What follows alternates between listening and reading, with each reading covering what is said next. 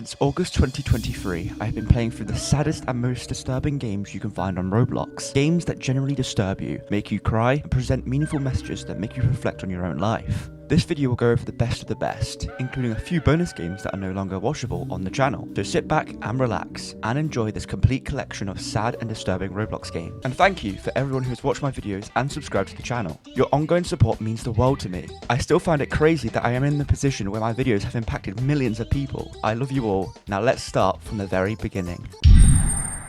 Birthday Party, a Roblox game made in 2020 by the user Boy I Sure Love Jesus, which is poetic due to the themes it covers. Her description reads, "It still haunts me, it always will, but I am stronger now." Currently the game is unplayable and under review. This is because of the graphic imagery it holds. Entering the experience, the words "never forget" are displayed, and you spawn outside a house with joyful birthday music playing in the background. At first glance, everything seems normal, which is bad for children who may accidentally stumble upon this game. Going inside, everything soon changes as you approach the people surrounding the table. Everyone turns grey, and the music abruptly ends. Through the kitchen, you are able to enter the garage. A noose is hung to the ceiling with a stool underneath. This obviously is related to suicide and is creepy for anyone who will come across it. Roblox has always been a platform aimed for children, so imagine a young child coming across this disturbing scene. The noose is meant to send you to another game, but at this moment of time, the experience is restricted. Going to the other side of the house, crying and some kind of demonic chanting can be heard. Playing the piano jump scares you with loud noises. And the room that follows has a cupboard with something very sinister within.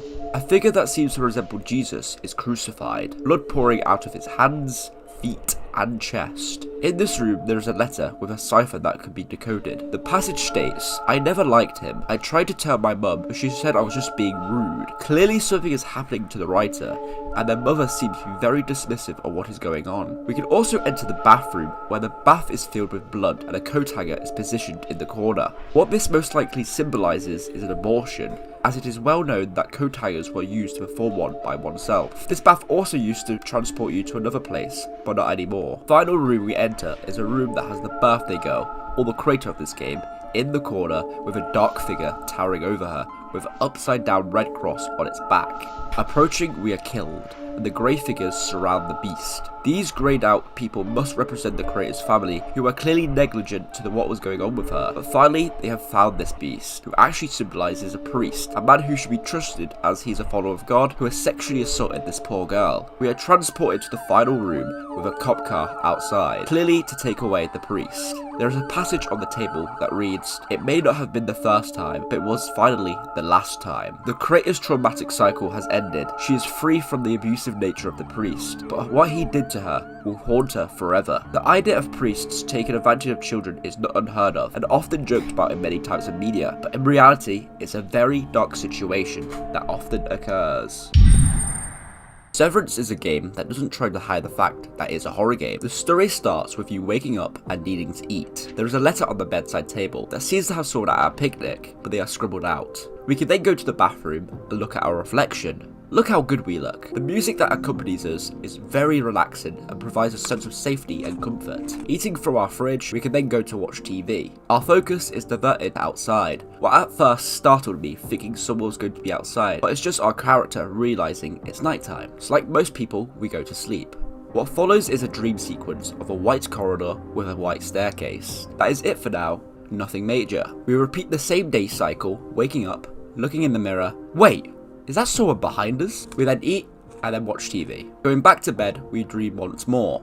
We see more of this white room, but again, it's nothing major. We repeat the same day cycle once more. It seems like our protagonist has nothing else to do with his time and just does the same meaningless tasks daily. The next dream though is slightly more eventful. We see a long white corridor with a room at the end. There is a person, a woman with no face. We are told to wake up. The house is in darkness, and the music has stopped. We look in the reflection. Blood is dripping out of our eyes as we smile with murderous intent. Watching TV, something talks to us. "Hello, how long has it been? 3 days, 7 weeks. You need to let her go. You need to let her go. Just let her go." A woman from outside is watching us, not the one from the dream. This woman has black hair, not blonde. We are told to let her go. We then fall asleep. Our dream, or whatever this is, shows the same woman entering our home and watching us sleep.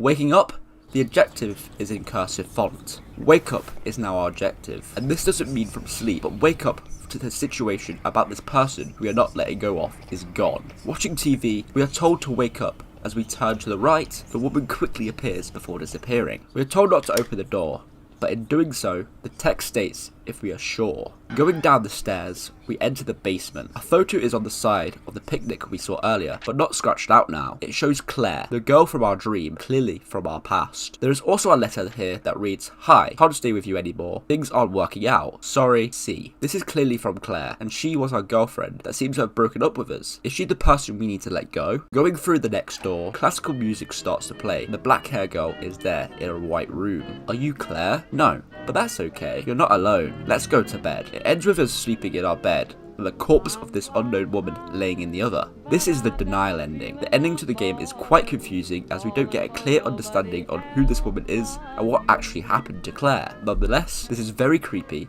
and would scare a lot of bedwetting kids if they came across it. You can also get the truth ending if instead of opening the door, you go back to bed.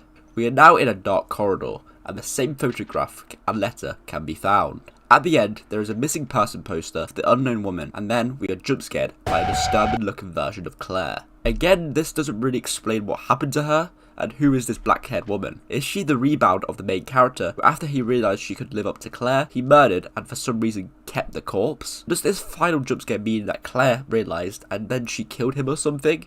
I don't know. It's not very conclusive in the slightest.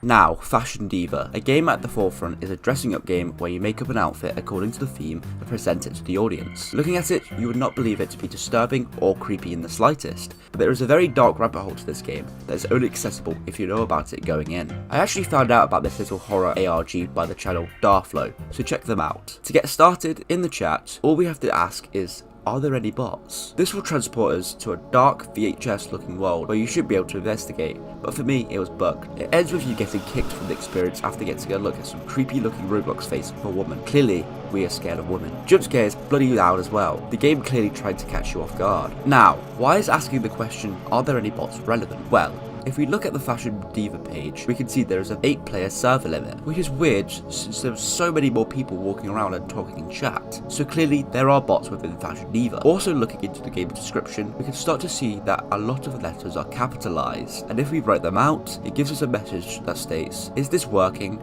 Can you hear me?" Someone seems to be trying to reach out to us, but who?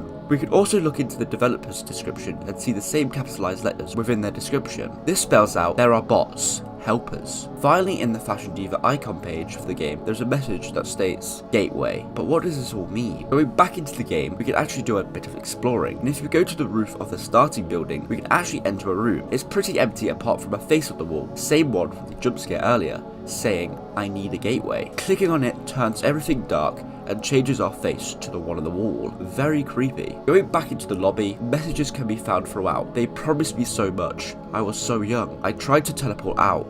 Didn't work as well. He keeps deleting my messages. I'm trying to find a way to communicate. I'm trapped. Please help me. I see everything. I am everything. He's coming. And I need to find a way to hide these. Someone seems to be trying to communicate with the outside world from wherever they are trapped, but their captor, this mysterious man, is deleting the messages. Now going back to the developers page, we can see they have created a few more experiences, but there are two that are reported for this ARG, being the runway and daycare. Going into Clean's runway and avatar creator is very similar to the main game, but it is a single player experience where you can customize your character freely. However, in this game, we can find an ad between a haul of accessories that says, seeking child fashion models. Think you have what it takes to slay the runway? We hope so. We are seeking charismatic young stars to walk our runways and serve stunning looks. Interested? Contact us on our website at... The rest of the message is cut off. Text starts to appear at the bottom saying that this looks interesting and I should give them a call. What relevance does this have, you may be asking? Well, my guess is that the person reaching out called this ad and became a model for the agency, but they must have been taken advantage of and now are trapped somewhere. Now we can play daycare. And this game is pretty annoying and weird at the same time. Actually do anything, you have to be a scientist. We have to wait a while for someone to leave to actually submit yourself as one. When you finally have the capability of becoming a scientist, you can kidnap one of the patients and take them to a gas chamber. Here you can change the toxin colour and intensity. There is also a kill button. Like, what the hell? Anyway, if you input certain numbers that are found within the main game, Patient starts to repeat the same phrase. I'm a fashion icon. So what does this mean? Well, clearly this fashion agency kidnapped children and turned them into fashion drones that are willing to do whatever is asked of them. Final thing we can do now is return to Fashion Diva and go back into the VHS world. When exploring, you can start to realise that this is a dark version of the avatar creator, and when finding where the model advert was, it repeats, contact us. Clicking on it takes us to the survey. Welcome. We are glad to see you here. Before we begin, we would like to know about you. I'm ready. You don't know what you're doing. Do you have a family? No. Friends at least? Not one. Do you have anyone you can contact? Sadly, no. Are you a child? Yup. That's amazing. How does it feel being so youthful? Feels pretty great, haha. Are you excited for this opportunity? Absolutely. Great to hear. Seems like you fit all our qualifications. You're pretty special. Alright, meet us at... Welcome. It is okay. Everyone feels nervous on the first day. Here, follow. They should all be asleep. Where we find ourselves now is back within Fashion Diva, but not as a player, but one of the many bots that inhabit the game. We are now suffering the same fate as the person that was trying to reach out.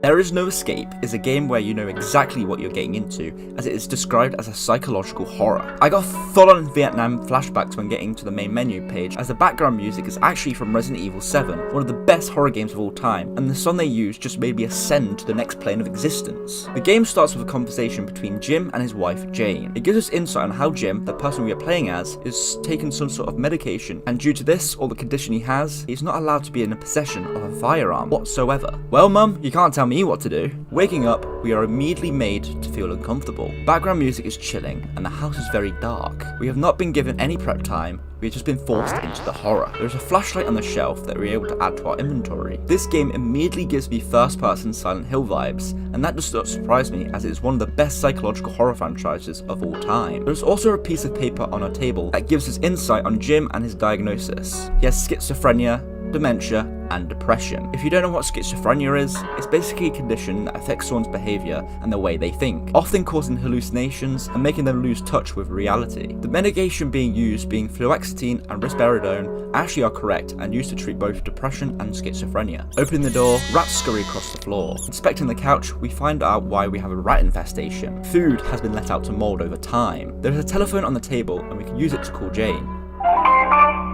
The number you dialed is not a working number.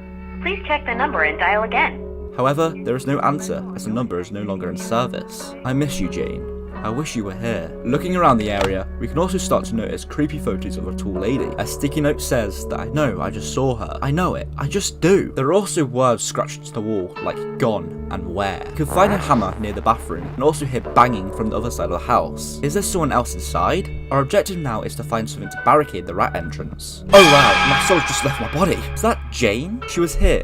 I can remember. She's still here. She isn't gone. We can find a plank next to some sort of ritualistic summoning circle and use it to cover the rat hole. There are more scratches on the wall saying it is coming, questioning about a gun and asking who something or someone is. We can now enter the bathroom.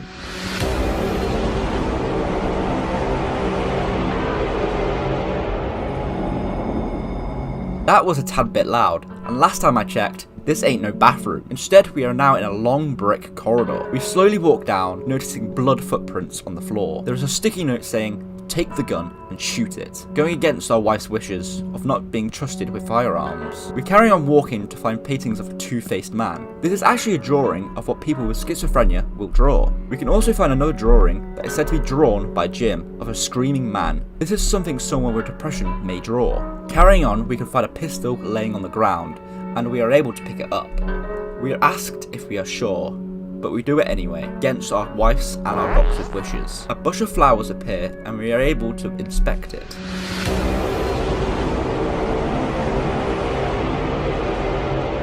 We are taken to a dream of a wedding, and slowly walk down the aisle. This is a recreation of the wedding between Jim and Jane.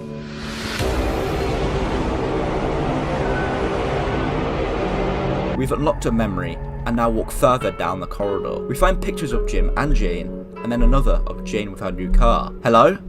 Hello? Is anyone there? Jim calls out and someone responds. I hear you. Who are you?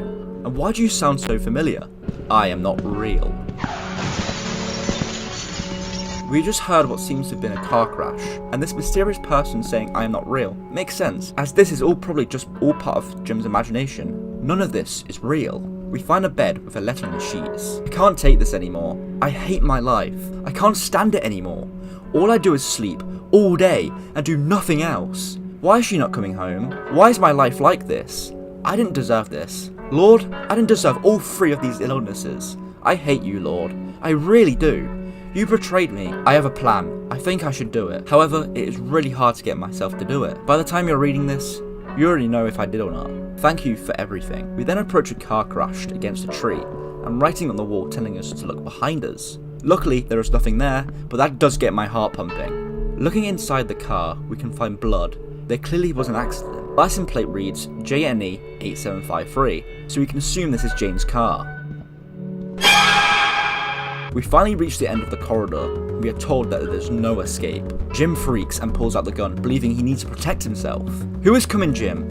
Who is the person hunting you? Is there anyone, or is this all in your head? Wait! What are you doing? Stop! Don't! Jim Burke, cause of death, suicide. We can also see the grave of Jane in the background. She died 3 years before Jim, and was due to a vehicle accident. We are then shown a disturbing scene of Jim dead on the floor after shooting himself in the head. He must have developed all these illnesses after the death of Jane and just couldn't live with them anymore, leading him to take his own life. The next game I'm going to look into is Life Purpose, as it was recommended to me by one of my viewers, Gursky. If you yourself have any creepy Roblox games you want me to play, comment down below or put them in the Discord server. To begin, we are confronted by the classic train dilemma. You can either not touch the lever and kill 4 people, or switch the lever and only kill 1, but this means you intentionally killed someone instead of not getting involved and leaving 4 people to die. A ball of fire also appears and is the most yappiest guy in existence. Like, goddamn! He drones on for quite a while, and then when you think he's done, he starts up again. It got so bad I just started dancing. He tries to give you reasons to pull the switch by saying the guy's a loser and a serial killer. He then turns the person into a woman to see if that will change your mind. In the end, we switch the lever.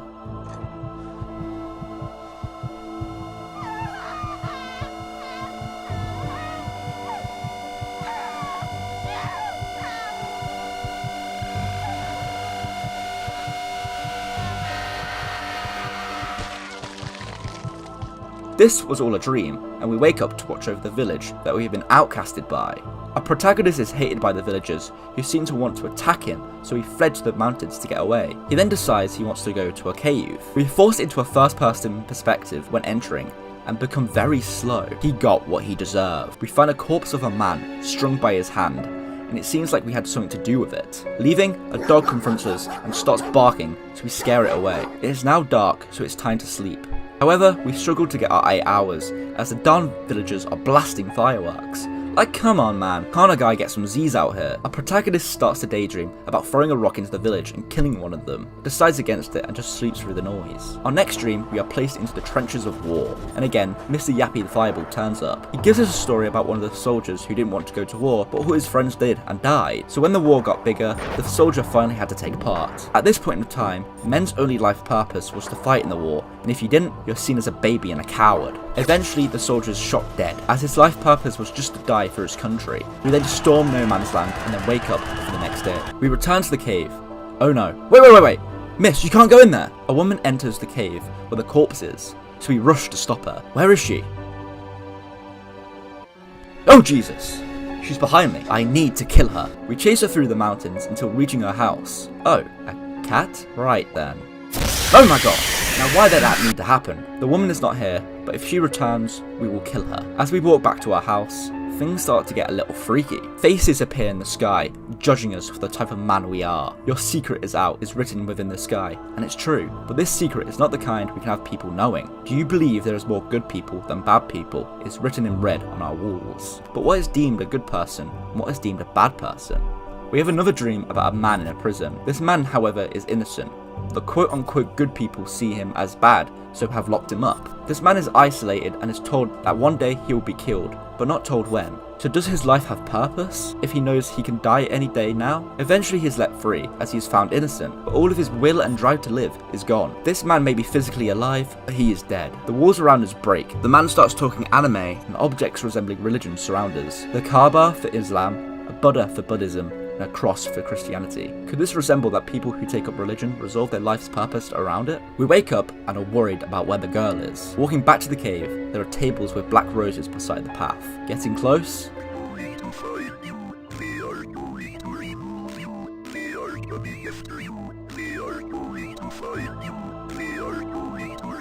That was weird. The roses seem to be warning us about something, as they know who we truly are. A murderer. They are never going to find him. Leaving the cave, we are still in first person, and are moving slowly. Something is watching me. We get back home, and there is a knock at the door. Looking out the window, no one is there. No one is outside, but looking up, we are presented by a disturbing face. My sin will forever haunt me. I will continue to suffer. But there is a way to break this curse. There is a way to start over again. We are now on a rock surrounded by the ocean. Completing a short but annoying parkour section, we can talk to a monk. We ask him what is the purpose of life. He talks about good and bad karma, and how the reason why bad things happen in our life is due to us doing bad things in our past lives. The only way to stop this is by becoming good and helping others to get good karma. Our protagonist is annoyed, as all his family and friends died in a tsunami, so by the monk's logic, they were all bad people, and he can't accept that. This leads us to kill the monk.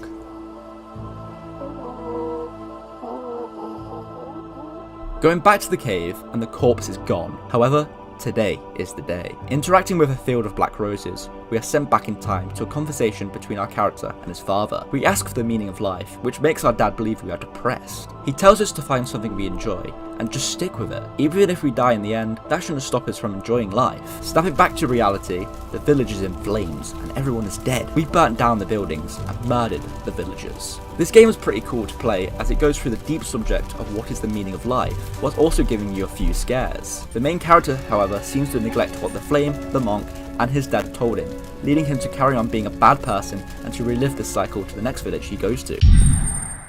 The next game is a stereotypical obby and plays exactly like any traditional parkour centered experience. However, obviously it has some creepy secrets that start to peer through near the end that actually leads to a bigger and darker story that I'll also get into. The goal is to get to level 50, and after every 10 levels, the difficulty increases from very easy all the way to extreme. Careful when you're walking across, you don't want to accidentally plummet to your demise. Well, thanks there, Chief, I'll be sure to keep that in mind. This is a truss, you can climb on it, but try not to fall off. I'll try my best.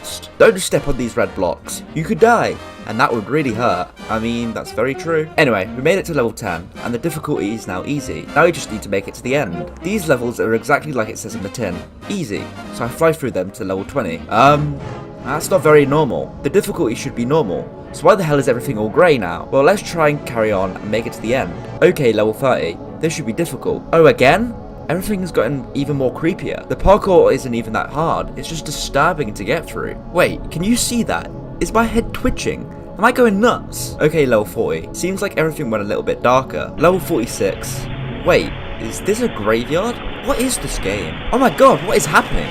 There's so much static surging through my head right now. We can carry on making our way further through this progressively strange obby to get to level 50. Turn back is presented on our screen. It seems like if we go further, we're going to be in some sort of danger. Then we lose connection. However, everything is okay. We are back at the start, but it's more unnerving now as the happy music from before is gone and replaced with some chilling undertone. The people that were previously giving us tips are now just spouting nonsense. Getting what seems to be level 60, we are surrounded by helpers. You made this. Now you will pay. Connection terminated. It is then revealed that this obby was actually a simulation, as a person takes off a VR headset to be surrounded by a rundown building. Some monster then appears and shoots us dead. Bad ending. Well, yeah, I gathered that. This doesn't make sense for now, but actually this is not the end. There's more to this story. There are 2 more games dubbed the REPLEH County Archives, and it's also how I found out about our stereotypical obby. They were recommended by Beats, so thank you for telling me about them. Let's first go into Archives number 1. This game does not feel like Roblox one bit, and plays so well. It's July 12th, 2003. So many of you, including myself, weren't even born yet, and we are 5 miles outside of REPLEH County. We play as a young boy who seems to be left home alone, with his parents coming back from a holiday trip they were just on. They sent us a package and tell us to only open it when they get back. By the way, for a letter written by 2 grown adults, why does it seem like it was written by a 2-year-old who just managed to learn to write? Anyway, they are going to be back soon, so we clean our bed, then the rest of the house to make sure everything's presentable for their arrival. However, after reorganizing the couch, an emergency broadcast plays on the TV. This is an emergency alert issued by the Department of Homeland Security. Armed fugitives have been spotted in the area of REPLEH County. Please stay inside your house while the REPLEH County Sheriff's Office work to capture fugitives. Lock all doors and shelter in place until further notice.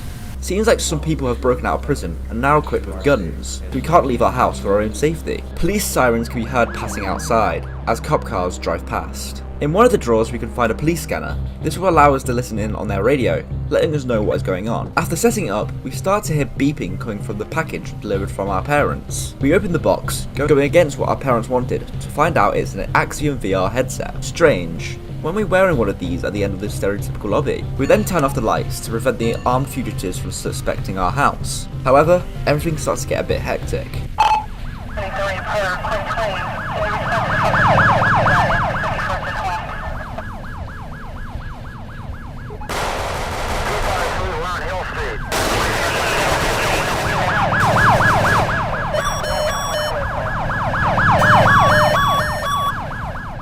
Another emergency broadcast plays. This is a follow-up message regarding the previous EAS alert. We believe that the broadcast you previously heard was a result of a hijacking incident. We have confirmed that there is no such thing as REPLEH County nor the REPLEH County Sheriff's Office. Wait, what do you mean REPLEH County doesn't exist? However, we have reason to believe that this hijacking was done through Axiom virtual reality headsets. If you possess one of these headsets, please step outside your house and surrender peacefully. We can't dwell on this fact for too long, as someone is in our house. We rush to the cupboard to hide, but for some reason we do a creepy look inside to raise suspense. No one is inside, so we go in. Whoever is in our house is outside the door, but seems to leave, so we grab the gun from the safe. We exit the closet out of fear that they will hurt our parents, and start to clear the basement. No one is here, so we head upstairs. Opening the door, we are shot dead. Was the shooter like the one from the stereotypical OBBY? Who knows, but everything seems to have to do with these Axiom headsets. Okay, now onto the second REPLEH County archive, where he plays a police officer during the same day as the first archive. This game has a full-on intro cutscene, and it's so cool. Like, this isn't even Roblox at this point. The production quality is insane. Our character drives up to the police station, where we get suited and have our start of shift meeting. And guess what? This is all animated and voice acted. Got me kicking my feet and giggling to myself. We head to our police cruiser and start our patrol. At Rural Highway 951, we make our first traffic stop of the day. The guy we stopped was speeding, so we jump on his car to teach him a lesson. We run his documents and it comes out clean, so we let him leave with a warning. About 3 hours later, we make another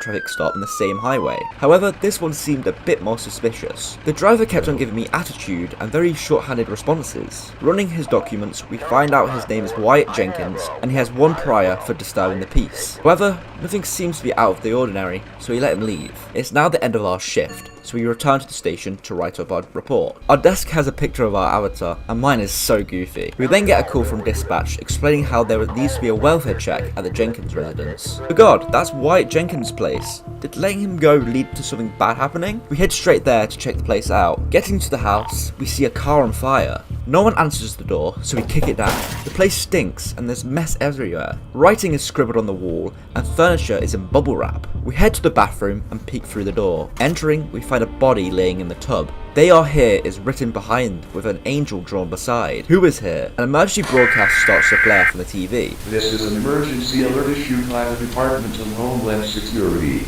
We have confirmed that REPLEH County does not exist, and there has never been a county by such a name. Again with the REPLEH County does not exist monarchy. How the hell is that true if I'm literally here? We try to get in contact with dispatch, but no answer, until gunshots are heard outside. We head to the bathroom and lose connection. Credits roll to show the devastation of whatever onslaught just happened with the killing of all residents in REPLEH County. We then return to the cop, and have to make the decision to join the person in the bathtub. Absolutely not, I'm not killing myself now. Or go outside to face whoever is there. However, we are shot dead.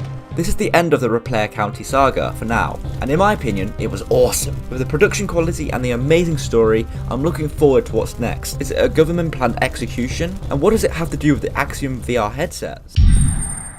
Silent BLOX is a recreation of the popular demo PT, which was supposed to be the resurgence of the Silent Hill franchise 10 years ago, but never released. We enter the house, which is set out as a right-angle hallway. We can hear chatter in the background coming from a radio. When his 10-year-old son came to investigate the commotion, the fun. 2.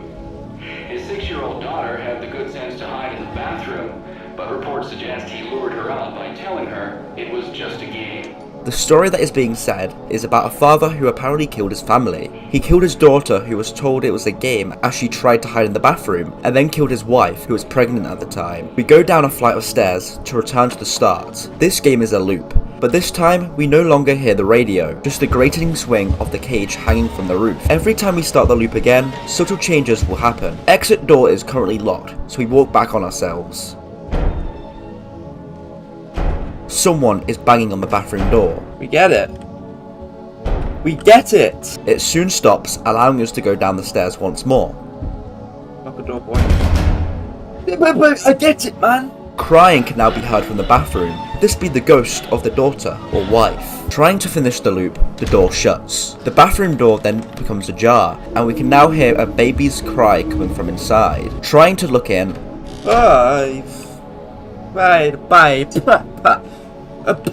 We then reset the loop. We hear crying again, but it seems louder and very close by. Hello? Are we allowed to fight now? You square it up. Come on then.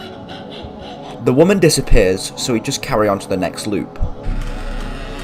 Oh, so you actually want us in here now? Okay. The bathroom is now open with a flashlight on the floor, giving us a way to see through the darkness. The door locks behind us, and a baby, more of a fetus, spawns inside the sink, crying. Is that the baby? Let's go.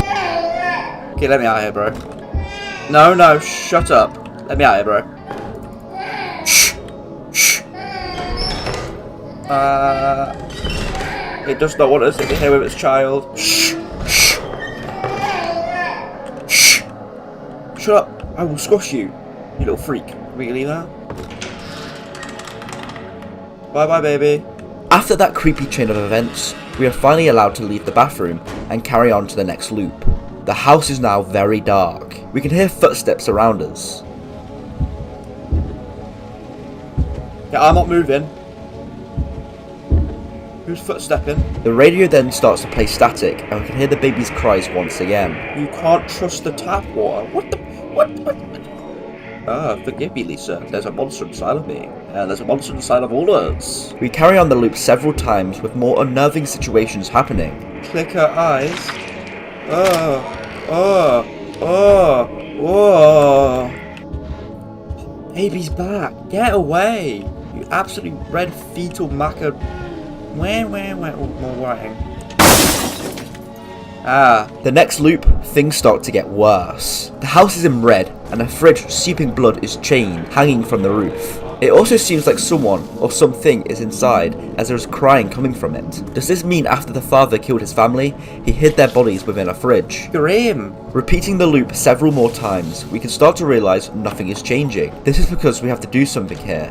But what? Throughout this loop, the woman, who we can assume to be the wife, shows up in different areas. She's streaking! She's streaking! Oh, streaking! I don't know if I'm meant to laugh or be scared of this, but she's gone now. Oh, hello! It's Mr. Tweaker! Mrs. Tweaker? Mama, what do you want from me? What do you want from me, huh? Natural Tweaker. Stop drinking the coffee. Okay. If we take too long, she will eventually kill us.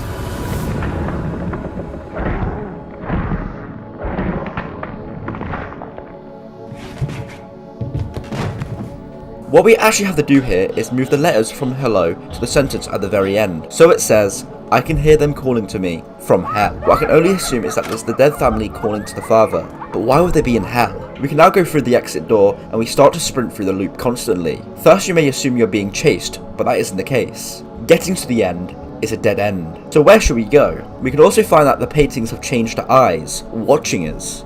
My game was pretty dark, but the way to continue is by looking through a peephole into the bathroom.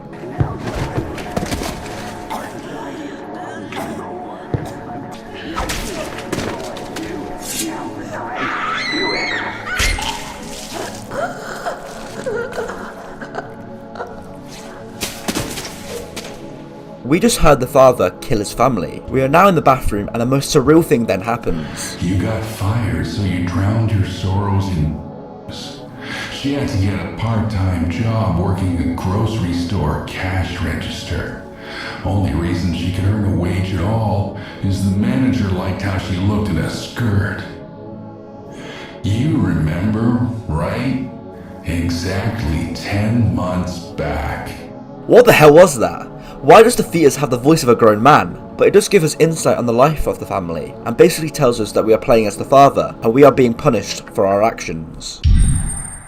DayZ's House is a bait-and-switch horror game that has been very popular as of late. It is described as the first build made by DayZ, and it is what they see as their dream home. The place looks pretty normal, but has some very dark secrets under the surface. Right now, it has been updated for Halloween, and the area has an orange look with ghosts around. The house is pretty nice. There's fan art all around, games in the garden, and we can find DayZ's bedroom in the attic. The room seems normal, but we can find pills on the side, and when clicking on them, we are teleported to the game. Is obsession healthy? It's DayZ's birthday, and there are many people around celebrating. Everyone is saying how they love DayZ, and how all they want to do is stay. But the way it's being phrased, like stay, stay, stay, is just very uncanny. We can talk to Iris, and she says something very perplexing. Have you realised that DayZ's Satan incarnate yet? She's saying that DayZ is the devil. She sees us all as toys for her to play with, and that she wants to steal us to trap our soul within the game, so we are with her forever. As this is being said, DayZ watches in the background, almost like she knows what we are talking about. When talking to DayZ, she asks us to stay in the game with her forever,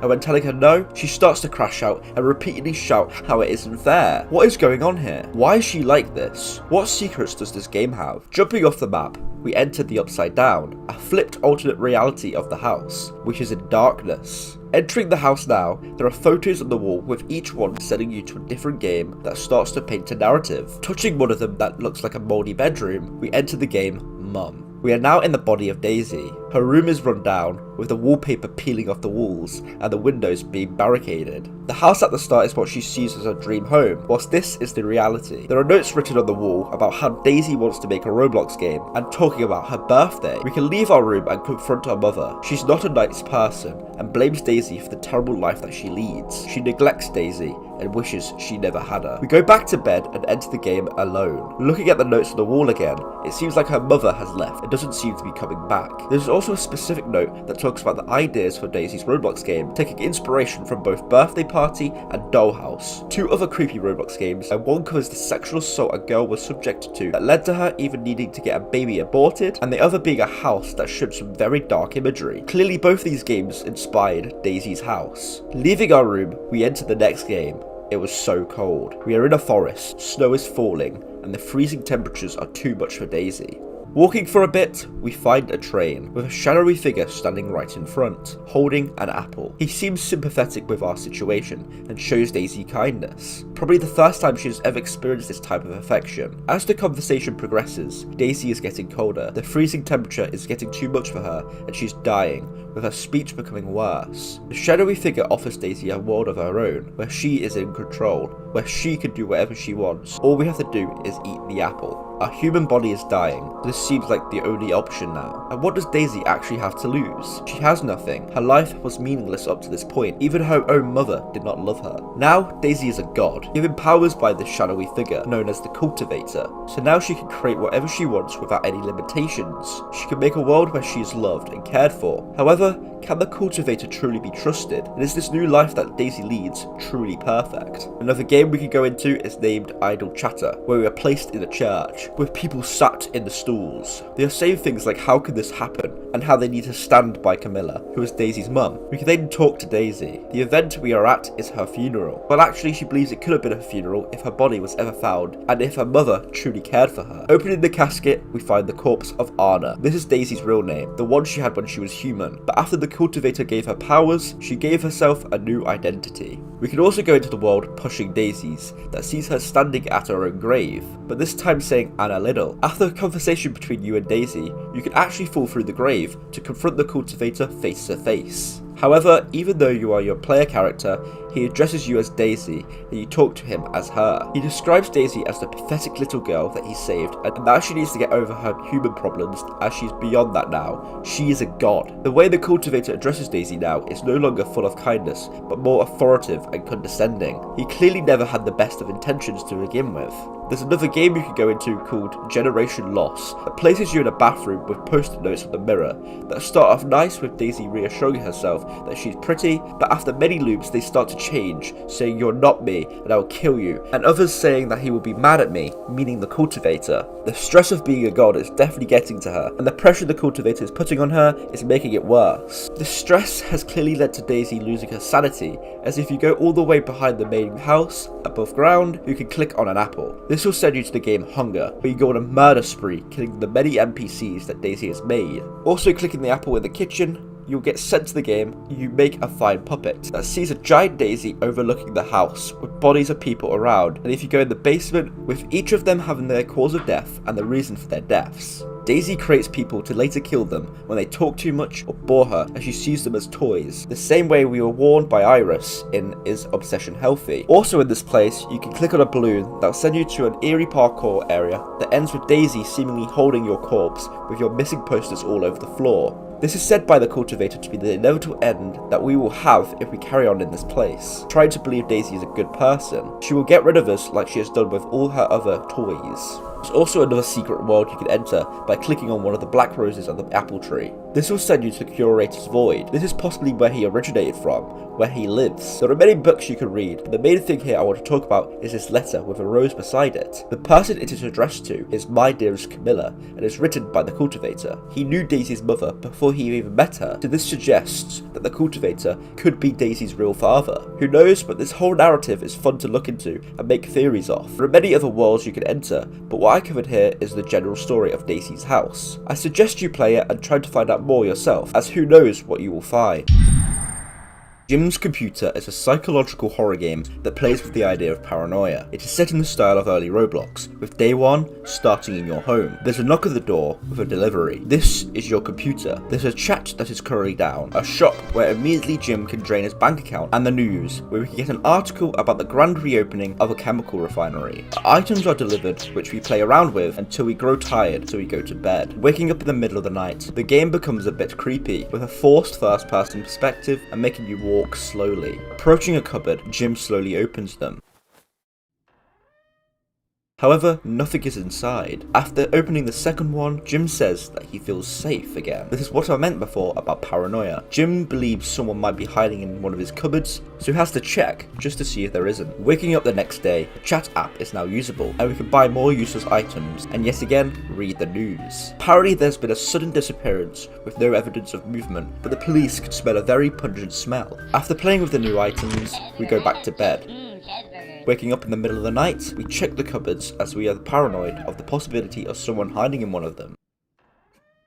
No one is there, so Jim feels safe. The next day, the news talks about serial disappearances. So many more people have been going missing, with no evidence, no tips, and no leads. We go to bed, and during the night, as we check the cupboards, the TV starts to play static.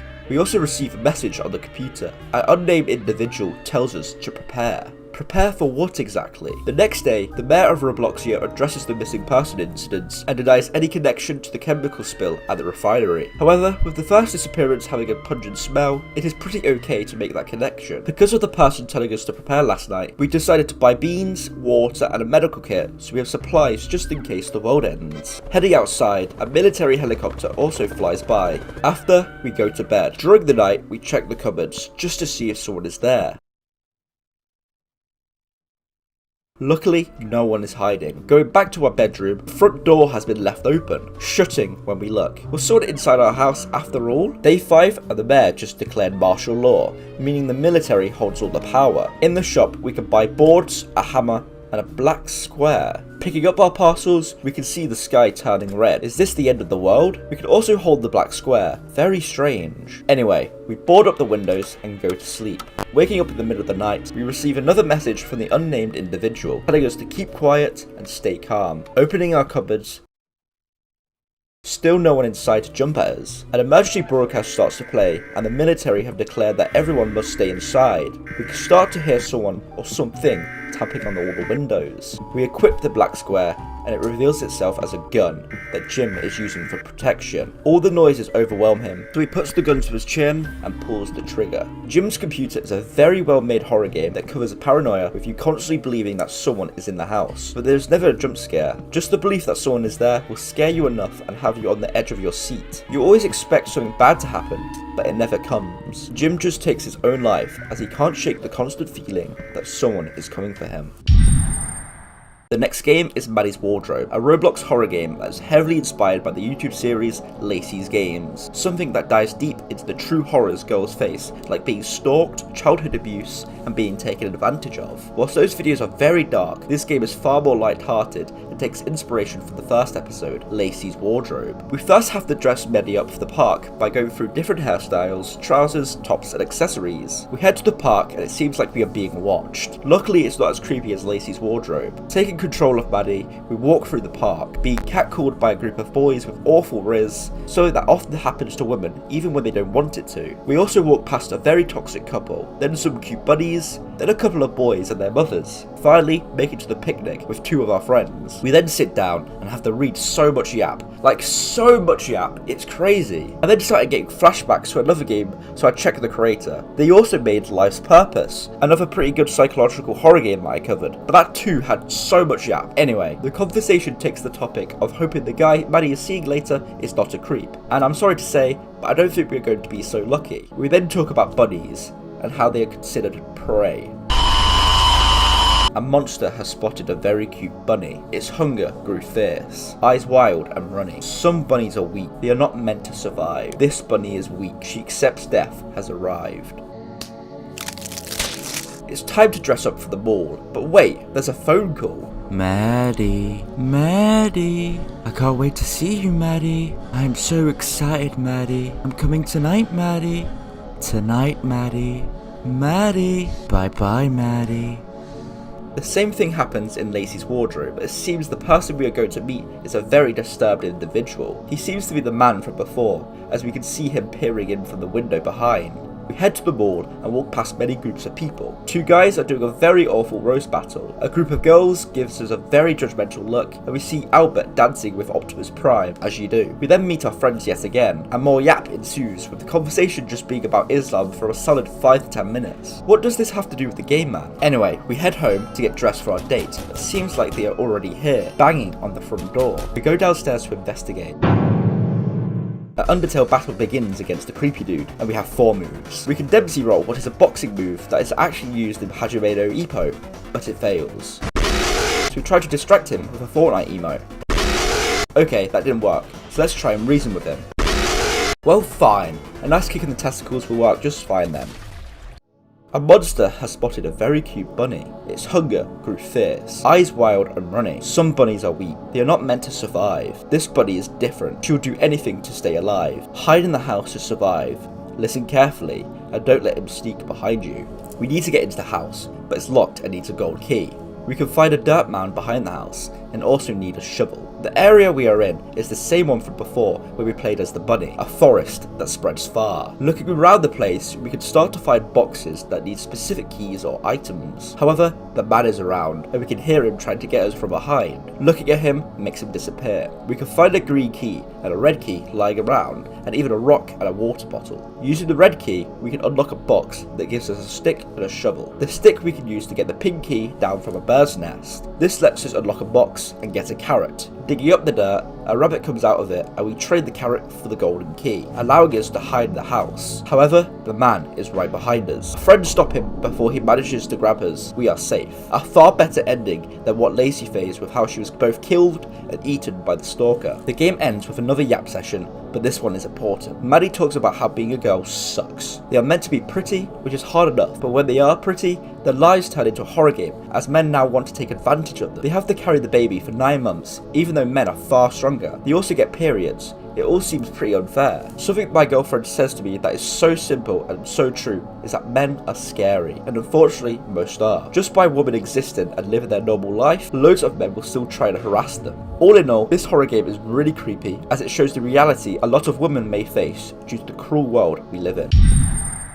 The first game I want to look into is fairly new and has gotten pretty popular as of recently. It is called Let Him Go, and with that name, you can realise that this is about moving on and letting go of the past. Letting go of people in your life who are no longer in it. The beginning cutscene sees a white Roblox character run up to an orange one, giving them a surprise hug. However, he pushes him to the floor. I'm already tired of you. Leave me alone. They do not seem to like our player character. We are now in the house of Broken Spawn, the character we play as. The person that was rejected by firing. They want to take a walk. Their facial expression is sad, and they hold their chest. Broken Spawn doesn't seem to have the best mental health right now. We can interact with objects around the home. A picture of Spawn and Ring, a time where they were both happy together. His kitchen, a place where he cooks, but still hasn't taught Ring to cook. A TV, where Ring and Spawn love to sit and watch shows together. Every time Spawn interacts with something, he brings up Ring. He clearly really cared for him, and something has seemed to happen that has made Ring dislike Spawn. Leaving the house, we start our walk and start to interact with things around town. As we leave, we can actually see massive billboards basically telling the player to get a job,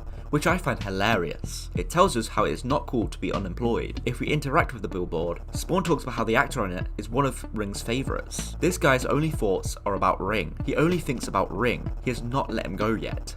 Getting on the trampoline, Spawn reminisces how it used to be fun playing on it, but he doesn't do it now as he is too sad. At the back of town, we can get to the commercial area and enter Barry's bar. We talk to Barry. Good afternoon. Do you want to buy something? Spawn keeps silent. Did something happen to you? You don't look like yourself lately. Broken Spawn starts to break down. He doesn't feel good and wants to go home. The background music becomes distorted, and Spawn holds his mouth as he might throw up at any minute. We stumble out of Barry's bar and start to head home. Although, we start to take notice of our neighbours. Their eyes are faded and all squiggly. Could this signify how Spawn doesn't take notice of their identities, as he is too trapped in his own negative thoughts about Ring? We get home, shut the door behind us, and go to sleep to try and feel better. We also start to dream. However, this is not something happy and cheerful. No. As Spawn dreams, he finds himself in his home, but everything is grey, and he's gone from white to black. A concerning background track starts to play as well. Tears fall from Spawn's eyes. He leaves his house, and when walking down the path, we find a grey man with a hat and tie watching us. Who is he? What does he want? We can't get close to him, so we carry on. When Spawn speaks, he's no longer Broken Spawn, but his name is now Martyr Spawn. Martyr is a term to describe someone who voluntarily is killed for religious beliefs. And even though in the game it's not spelt the same, I'm guessing it is the same thing. But what could this mean? Spawn's inner voices are telling him to go to the right, so we go through the bright door that follows. You know, we've been friends since we were kids. It's a very long time, isn't it? You were always so excited when you spent time with me. We are now in a sunset world with a path laid in front of us, leading to firing. Spawn slowly walks down the path to get to Ring. This is the only speed he can go at, so could this slow speed possibly mean that Spawn is reluctant to go up to Ring, scared of what they will say to him? We approach Ring. But you've always been too infuriating. Come on, Spawn, accept that I've left you. Give up hope that I'll come back to you. Spawn wakes up in a hot sweat. That nightmare was disgusting. I should take a walk after this. We leave the house as we want to take a walk to try and clear our head. Going to this play equipment, Spawn gets reminded of how they had a mental breakdown here as Ring promised that he wouldn't leave. But he did. Next to where we find Barry's bar, there's actually a Walmart here. Food stacks the shelves, and we can go to talk to Cozy at the counter. You're scaring me. Go away. Wow. How rude of her. Just because we look sick and sad, she dismisses us straight away. Fine, we will leave then. Leaving Walmart, Spawn starts to break down again. He doesn't feel well and needs to get back home to sleep. On the way back, we see a person faced against a wall. What are they doing? There's also someone at the bus station. He is holding his arm and looks sad. Is he like us? However, Spawn is not in the mood to talk, so we go home, shut the door, and go back to sleep. I hope there won't be a nightmare this time. We enter the same dream world as before. Well, I guess nightmare world. The weird grey man is still here, and this time, Spawn's inner voice tells him to go into the portal that's in front of him. Instead of the weird platform area, we actually find ourselves in the base house world and can walk up to the front door. There's a birthday party, one dedicated to firing. Oh, did you come anyway? Thanks. But you know, I wasn't waiting for you. Our surroundings grow dark, and the people attending the party stare at us with creepy smiles. They slowly approach. Spawn again wakes up in a hot sweat. That nightmare was disgusting. These nightmares are starting to show how because the relationship between Spawn and Ring is broken, it has affected Spawn in such a negative way that he's becoming sick, he's having dreadful nightmares. After another walk around town, Spawn starts to question himself. Why is everyone so mean to me? I feel weak. We end up going back home, shutting the door and heading back to sleep. This time, however, instead of going to the nightmare world, there's a knock at the door. Spawn, please open the door. I came to apologise. I didn't feel you'd feel so bad about it. Ring has come to our house to apologise, as he has realised how his behaviour has negatively impacted Spawn. Opening the door, and Ring bursts in to hug us. That's all we needed, a hug. Reassurance that we are not alone. We just needed a friend. God, I'm sorry. I really didn't mean to. I'll never leave you again. These are the words Spawn wanted to hear for so long, but life isn't always perfect. You're too naive if you think it's true. Ring snaps Spawn's neck. Luckily though, it was all another nightmare, and Spawn wakes up in a darkened version of his house. But he has become delirious, now showing a disturbed smile. He's going insane. Leaving the house, we lose control of Spawn. He walks into the road. He runs in front of a driving car, getting himself run over. Ring cries over his corpse, but it's too late now. It's my fault! I shouldn't have left you alone. Sorry. Well, sorry won't solve anything, Ring. Spawn is dead. He was sad, alone, he just needed a friend, and now it's too late. If you realised sooner, this wouldn't have happened. Hello? Now, this isn't the only ending, as there is a secret you can find within the first dream sequence. Going to bed and wandering through the portal on the right, instead of walking all the way to Ring, we can actually fall onto a platform below. We meet the grey suit and tie man, face to face. His name is Non-Texture. You found me. That's good. Spawn, this isn't real. Just let him go. I know, it's hard, but you need to try. Well, approach him. I'll be with you. This is now a journey to let the memory of firing go, as we now have someone in our corner, someone who actually cares for us. We confront firing once again, waking up in our hot sweat, carrying on the day as normal. We fall back asleep and go to the next dream. Heading to the basic house world, instead of going through the front door, we head to the back of the house. Yet again, Non-Texture is here. Very good. You found me again. Good luck letting him go. You need this. The dream carries on exactly the same. Now, if we go back to sleep the next day, we again are woken up by firing knocking on the door. Approaching, Non-Texture stops us. Don't open it! This action will have big consequences! Instead of opening the door, we talk to Non-Texture. It's okay, Spawn. We receive a hug from Non-Texture, and this time, there are no ulterior motives. This is a hug filled with love and care. Was it a nightmare? It wasn't that bad. I'm glad it's over. The picture of Spawn and Ring has gone. He has finally let him go, and the negative thoughts that held him back now disappeared. Spawn can now move on and be happy. This is what you need to do. Relieve yourself of all your negative emotions. Seek help from people that truly care. Then you will find happiness. Now, let's carry on to the next game that covers some sad topics as well, being Why Me? The game description actually has a message for players that seek this game. If you're here, just know that you're not alone. You're stronger than you might realise, and everyone deserves support and a chance to feel better. Hopefully, this little game can give you a reminder that life is worth it, even when things get hard. Entering the game, we spawn on a tight platform. The game also greets us with a simple, hey. It also starts to ask if we are okay, and that they love us. We just go from platform to platform, and are told that everything is going to be okay. There is also a sun that has a sad face, the same as our player character, adding to the general theme of the game. Think about all the good things in life. We get to the end of the platform, and are told to give this other character a hug, because again, when we are sad, the best and most simple thing that we need is only a hug. Thanks for the hug. I'm doing my best for you, even if it isn't much. Here, you can have this ball. The ball is red and contrasts the grey environment, a piece of colour in this monotone world. Welcome to heaven. Has our character died, taken his life because of the depression? We enter the bright door. Wake up. You are no longer here. This is what would happen to your town and family if you are no longer here. We wake up as a ghost within a grey hellscape of the town. The character we play as has taken his own life, and we are being shown the consequences of our actions. How the people that cared for us have now been impacted due to our death. Our sister and brother are eating at the table. We then see our mother crying on the sofa with a key next to her. I miss him so much. I keep waiting for him to walk through the door, but he's never going back. I didn't even get to say goodbye. Every corner of this house reminds me of him. His laughter, his footsteps. How am I supposed to live without him? I still hear his voice, like he's calling out to me. But when I turn around, he's not there. It's like a part of me is missing, and it hurts so much. All I have left of him is his favourite teddy bear. He used to carry it everywhere. Now it's the only piece of him I can hold, but will never bring him back.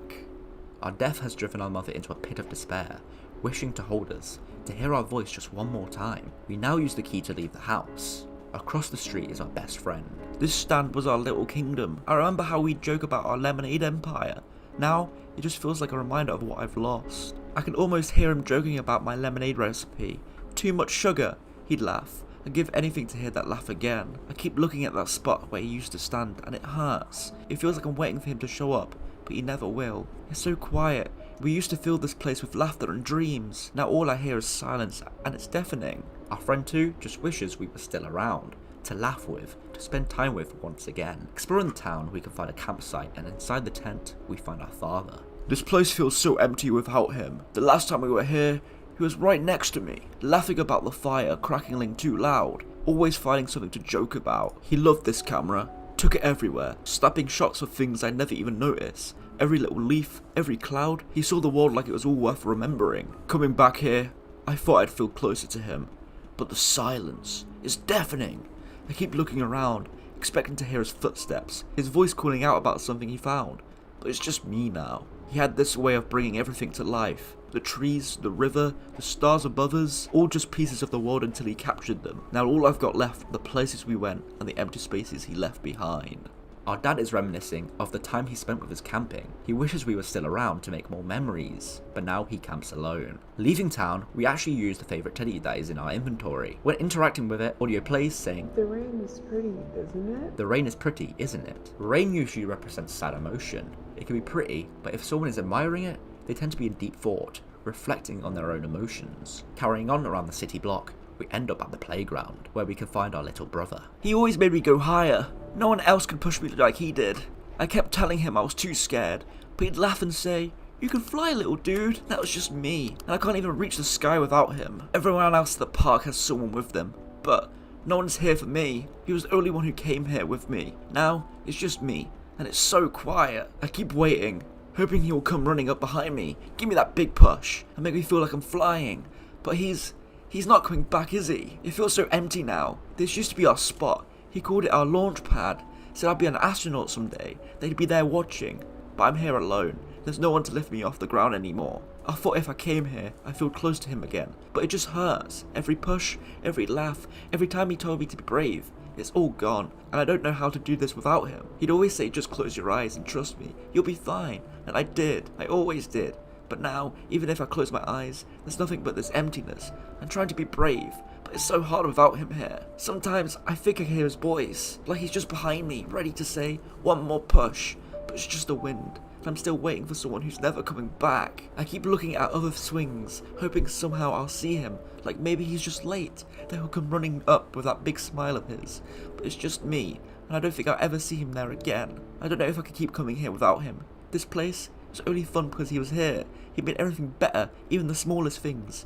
Now, it just feels like a reminder that he's gone. Siblings are also impacted if you are gone. You may fight with them, but they do love you. They are young as well, so the sadness that comes with the loss of their sibling can affect them a lot more, as they haven't matured enough to possibly understand. We can also enter a shop where we can find a worker. He was always my favourite customer.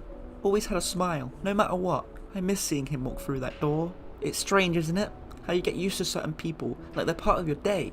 Now, it feels so different without him. He had a way of making even the dullest days feel a little brighter.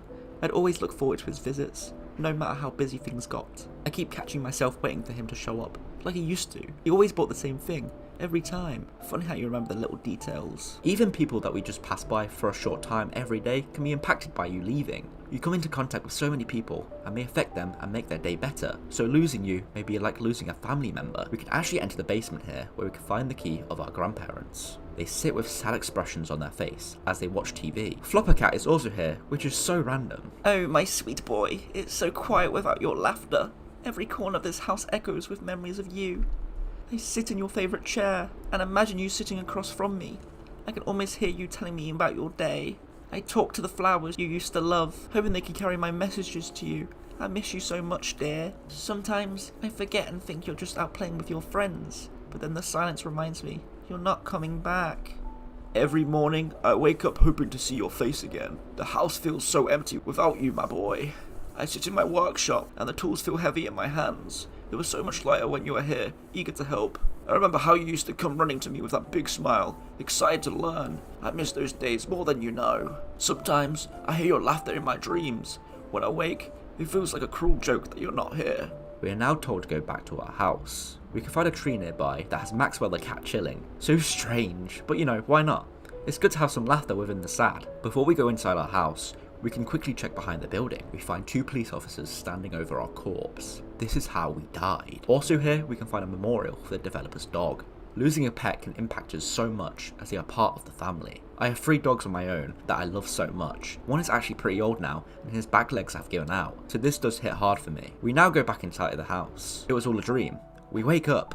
We go see our mum. She's happy because we are alive. Our best friend is smiling. So is our dad, our grandparents, our little brother, and the shopkeeper. This is why you shouldn't make any bad decisions against yourself. This is why you should live.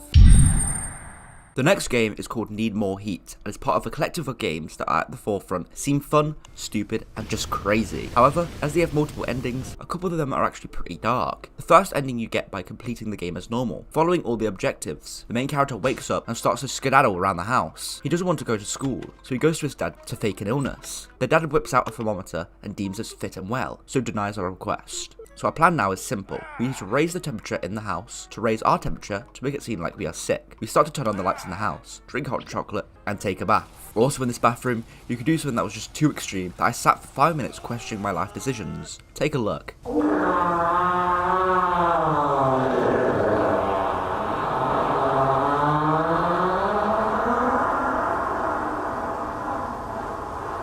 Yep. For some reason, the developer looked at his drawing board, came up with this amazing idea, and went with it.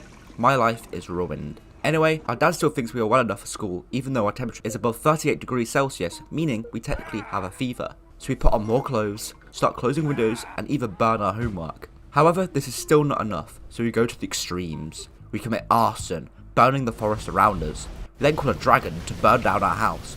And even when that isn't enough, we pull the sun closer. Finally, our dad believes we are a little bit above the normal temperature, which is 8,522.7 degrees by the way, what is the average temperature of a literal star, so now we are allowed to take a day off school. I don't think that matters though, as the earth soon explodes. No school for anyone. After that surreal nightmare, you may stop playing the game. However, there are some dark secrets that I want to get into, about a broken home and the loss of a family member that drives the player character to do some sad things. When you are told to turn on the stove and every faucet with hot water, instead you could leave the house through the front door. Outside stands a woman in the street, and when approaching her, she disappears. She now stands on top of the house, close to the edge of the roof.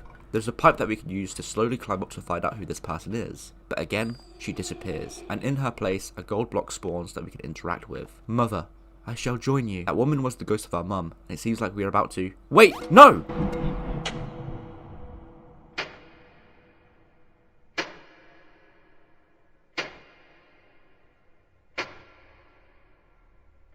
Wake up!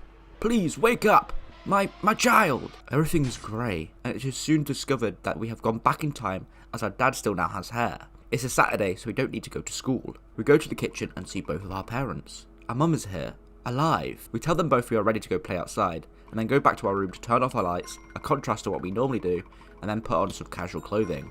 Going back to our parents, we all are now ready to go outside and play. Opening the door, we return to the present as our dad opens the door. They're not here. They finally went to school. They aren't at the bus stop either. I guess the bus must have come quickly today. How unusual. Well, it doesn't matter. I am finally alone and can go visit my wife. Let's go get the car. As the dad walks to the garage, the camera pans out revealing the main character just before he was about to jump.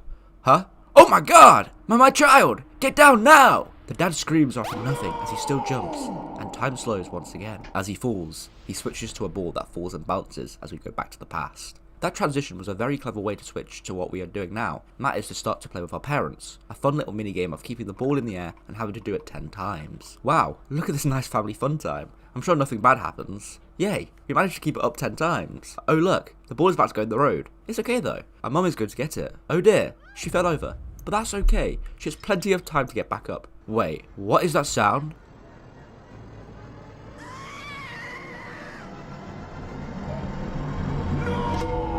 This is how she died. But the question here is, as our dad has to run to try and save our mother, are we not going to fall and splat into the floor? We start to be asked if we are okay, and is she really dead? These are questions the main character is asking in the mirror. He is dissociating after his mum's tragic accident.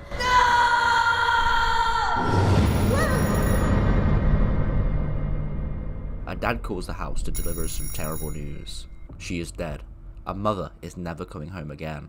The world starts to fall apart around us, and we need to traverse it to get to the cemetery to meet our dad at our mother's newly dug grave. He is crying over her. Why did it have to end like this? As soon as our dad realizes we are here, his demeanor changes from his previous sad state to an aggressive one towards us. He has taken his grief out on us. He's gone from a loving father to a strict one, probably why he is now bold as hell. We go to our mother's grave to say goodbye. Hello, Mother. I don't know where to begin. This has taken me by surprise.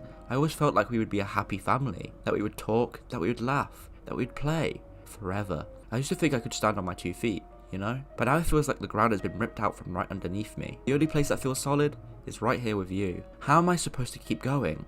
I don't even think I go back to school. What is the point when you're not here anymore? Our dad has had enough and makes us finish.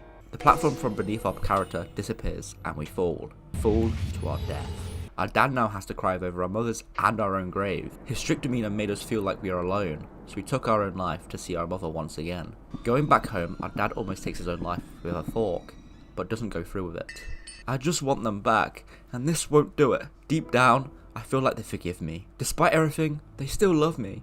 They don't want me to suffer. I can still redeem myself. I can learn from my mistakes and live a fulfilling life for them. And that is what he does. He lives 43 more years, where then he is buried next to his loving family. This is not the only ending that is sad and reveals this tragic past of the family, as again, when we need to turn on the stove and faucets, instead we could go to the back of the house to spy on our father. Since we are gone, he doesn't have to hide his true emotions. He's saying things like, I just want to be alone and cry.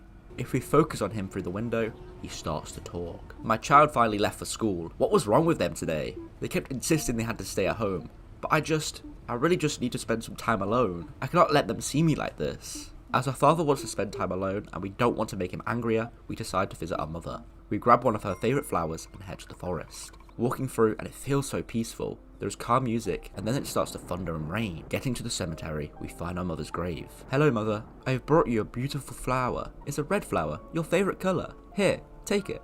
We place the flower on the grave. I miss you, Mother.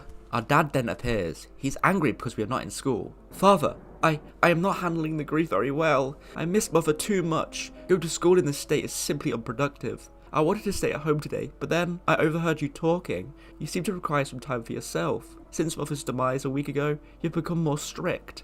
After we say this, our father's facial expression changes. We believe he's about to shout at us. However, he starts to cry and tells us to stop calling him father. We can call him Dad again. My child, I can't do this anymore. All of this time, just like you, I've been overwhelmed by grief. It all happened so quickly. I just felt like we had to move on, as if nothing had happened. I thought I had to be strong, Dad, and to not let grief get the best of me. My child, I am so sorry if I haven't been as good as a dad as you needed. I promise I'll try to make up for it. The two then share a hug. Loss and grief can change you, normally for the worst. However, you're not in it alone. There are other people suffering the same as you. You just need to share your feelings and share a warm embrace. The game begins by asking us a question, alluding to something far sinister. If you were to go back, you do it again without question. A bowl in the kitchen. We spawn with a top-down perspective in a dark forest, taking control of an equally darkened man. When exploring, we find a swing set. Dad whispers, why would you touch it after what you did? A bowl in the kitchen. We are told about a girl and alluded again to a sinister thing that we did. But what? We now spawn outside our house. A simple one at that, even with a perfectly placed kitchen. There's nothing much more to this building, so we go out the back. When going higher, we find the swing set once again. But that isn't the only thing here. A body lays to rot. You took the last good thing in my life into the woods. Slaughtered her to please your inhuman needs. A bowl in the kitchen. The body we found was of a young girl, one that we killed and dumped in the forest behind our home. We spawn back outside our house and simply find a bowl in the kitchen filled with human body parts. She's still alive to me. Keep what's left of her. A bowl in the kitchen. A bowl in the kitchen. A bowl in the kitchen. A bowl in the kitchen. If you don't want to end up like this person, subscribe. Just kidding. The story of this game is that a father killed his daughter and kept some of her remains within a bowl in the kitchen. Very disturbing.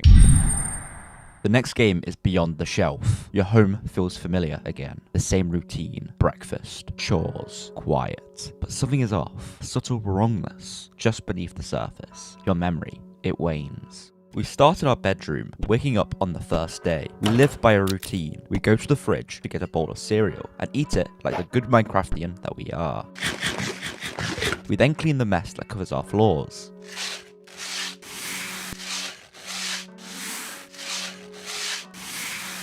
After, we settle down to watch some TV. 3 days, 7 weeks. Then finally, we feed our parrot, Archie. Time to take care of you, buddy. You've all I've got. We then simply go back to bed. We wake up and relive the same day again.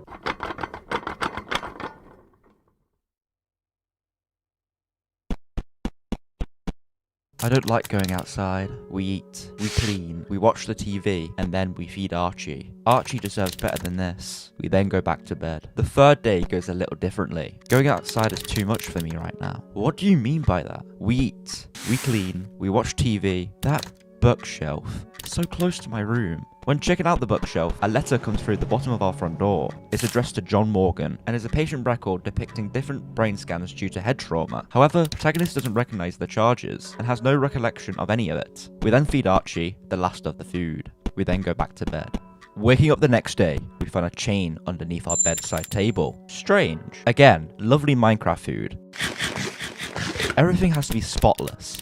Always spotless. Watching more of a black screen again. I should cheer Archie up. Feeling better now, Archie? Better now, Archie. You like it when I take care of you, huh? Take care of you, huh? I wish someone would do the same for me. Same for me, same for me. Archie deserves better than this. Time to sleep. This next night, we dream. Ivy. I remember Ivy. We were at a park. I wonder where she is now. Like, it seems like we used to have a girlfriend, one that has left us. What could have happened to her? We wake up once again. The pit won't feed itself. Next to our TV, we find a knife. Wait, did we just cut ourselves? Maybe if I just keep cleaning, it will feel normal. It seems like this routine is being done by our protagonist to forget something. Maybe to forget someone. To forget Ivy. My head is full. I've had enough. I've been meaning to speak with Archie. I've been thinking about things, Archie. Thinking, Archie. Thinking. I should start spicing up my days. They feel so bland. What do you think, Archie? The bookshelf. The bookshelf. The bookshelf? What is so important about this bookshelf? We head back to bed. I can't sleep. There's something wrong with that bookshelf. There must be. It was never this close to my room. We get out of bed and head to the bookshelf. We can now move it. What's behind this door? Oh my god. Was that Ivy? She deserved it. I'm so sorry, Ivy. It had to be this way. For the better. We now appear to be in some sort of garden. John's final reckoning. On the edge, we also find a platform, almost like we could jump off. Archie is also here. Why are you here, Archie? I'm always here, John. Always. I don't understand. Oh, but you do. You remember, don't you? No, I don't. I don't want to remember. But you do. You must. She deserved better, John. Ivy. Ivy was my everything. Your everything? Yet you took it all away. Why? John! I didn't mean to. It was an accident. An accident? Is that what you tell yourself? Is that what you told her? I didn't mean to hurt her. I loved her. Love. Is that what love looks like? John. Blood. Tears. Silence. Stop it. Stop twisting this. It's not twisting anything. I'm only echoing you, John. Your truth. I tried to move on. I wanted to forget. But the bookshelf won't let you. It remembers. It always remembers. The bookshelf. The room behind it. Hid it away, didn't you? Locked it up tight. But the truth leaks, John. No, I buried it. I buried her. But she's not buried, John. Not in here. Not in your mind. Then what do I do? How do I fix this? Fix it? You can't fix the past, John. But you can face it. Face it? How? The mountain is waiting. The void is calling. It's time, John. Decide. We head to the platform and make our final decision. I suppose this is the only way forward. John jumps and falls to his death.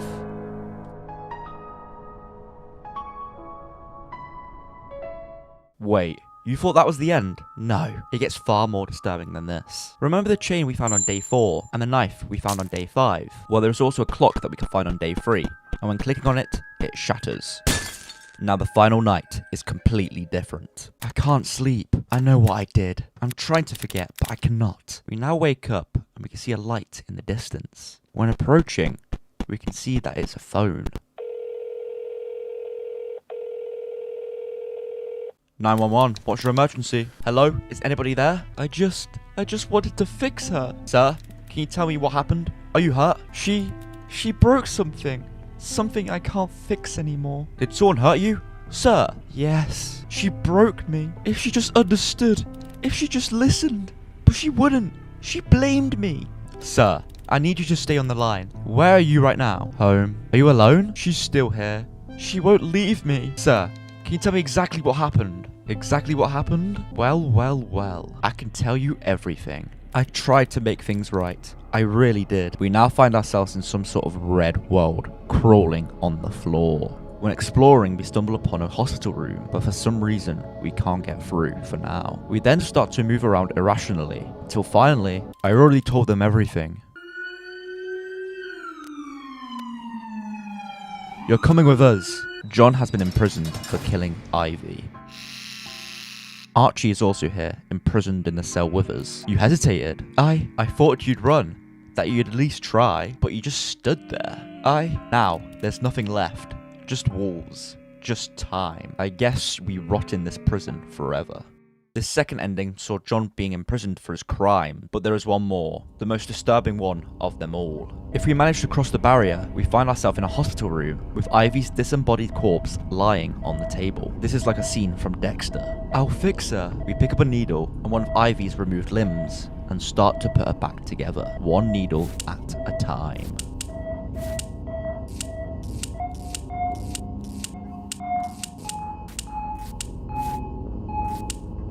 I had to teach her what it felt like to get cheated on. John's excuse for killing Ivy seems to stem from her cheating on him. All I needed was her to understand. Ivy's corpse then evaporates into the air. We also find her phone on the floor. There are messages from Ethan, her brother. Hey big bro, got a sec? For you? Always. What's up? I just needed to talk to someone. That bad, huh? It's just a lot. Mum told me a little, Ivy. You don't have to handle this alone. I know.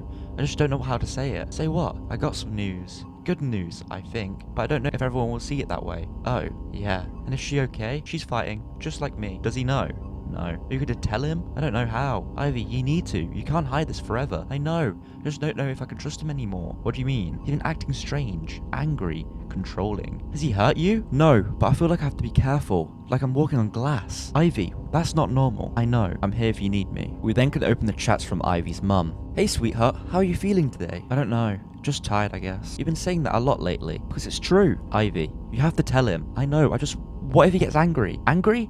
Ivy, why would he get angry? Because it's not just me anymore, Mum. It's spread. Oh, Ivy. I was supposed to surprise him. It was supposed to be good news. And it still is. This baby is his, Ivy. He should know. But what if that's all he sees? Not our baby, just a disease. He wouldn't. He thinks I cheated, Mum. He already doubted me before. What will he think now? Then show him. Show him the truth. I sent you something. Look. When opening the image, we see the baby that Ivy has in her belly. It looks sick. Clearly whatever disease Ivy had has been spread to the child. But what's even sicker is that John killed Ivy with the baby still in her belly, meaning that he also killed their child.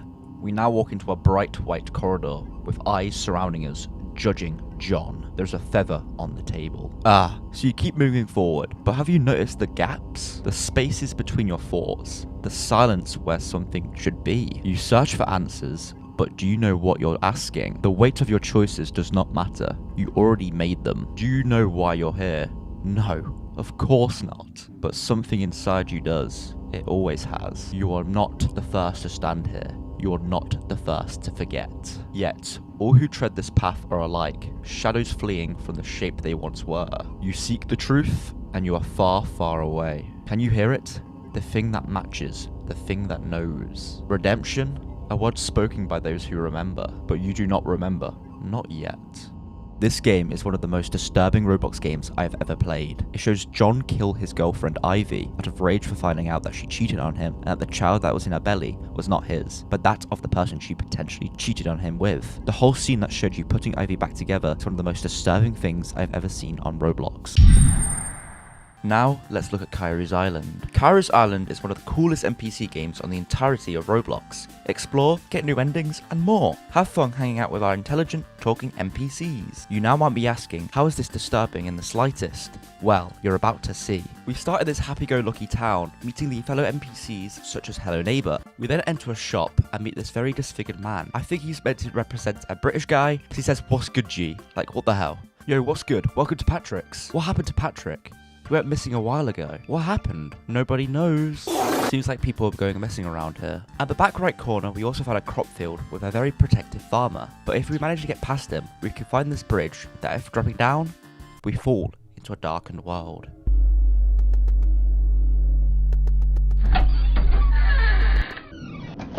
This place is very strange. It's the dark, secret underbelly of KYRU'S Island, where disturbing things lurk. The exit gate is locked for now, so we explore to try and find a way to open it. We find a generator that requires fuel. Wait, are those footsteps? We are not alone down here. In one of the lockers, we can find a dead girl's corpse, rotting. Clearly whatever's down here has got to her. We finally get a first glimpse at the creature that is down here, but where did it go? We also find a 3-digit code on a piece of paper, something that we would need for later. We finally find the fuel canister and head back to the generator.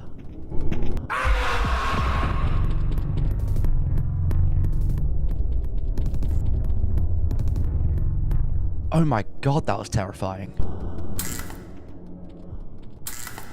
We finally make our way back to the generator and start fueling it up.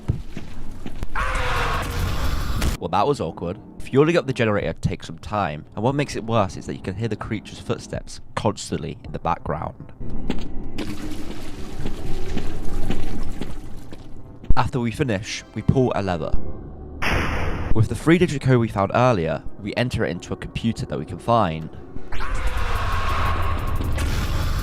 Oh, come on! This second time around, I hide until the creature goes away, and then enter the code. Oh my god, enter the locker, enter the locker, enter the locker! Okay, I'm good. Jesus Christ, man. Entering the code finally opens the exit gate. You may now be saying to yourself that this hasn't been disturbing at all. Whilst that is true, that's all about to change. Trying to avoid the creature, we finally make our way to the exit, with the door locking behind us. Going up the stairs, we pass into a white door.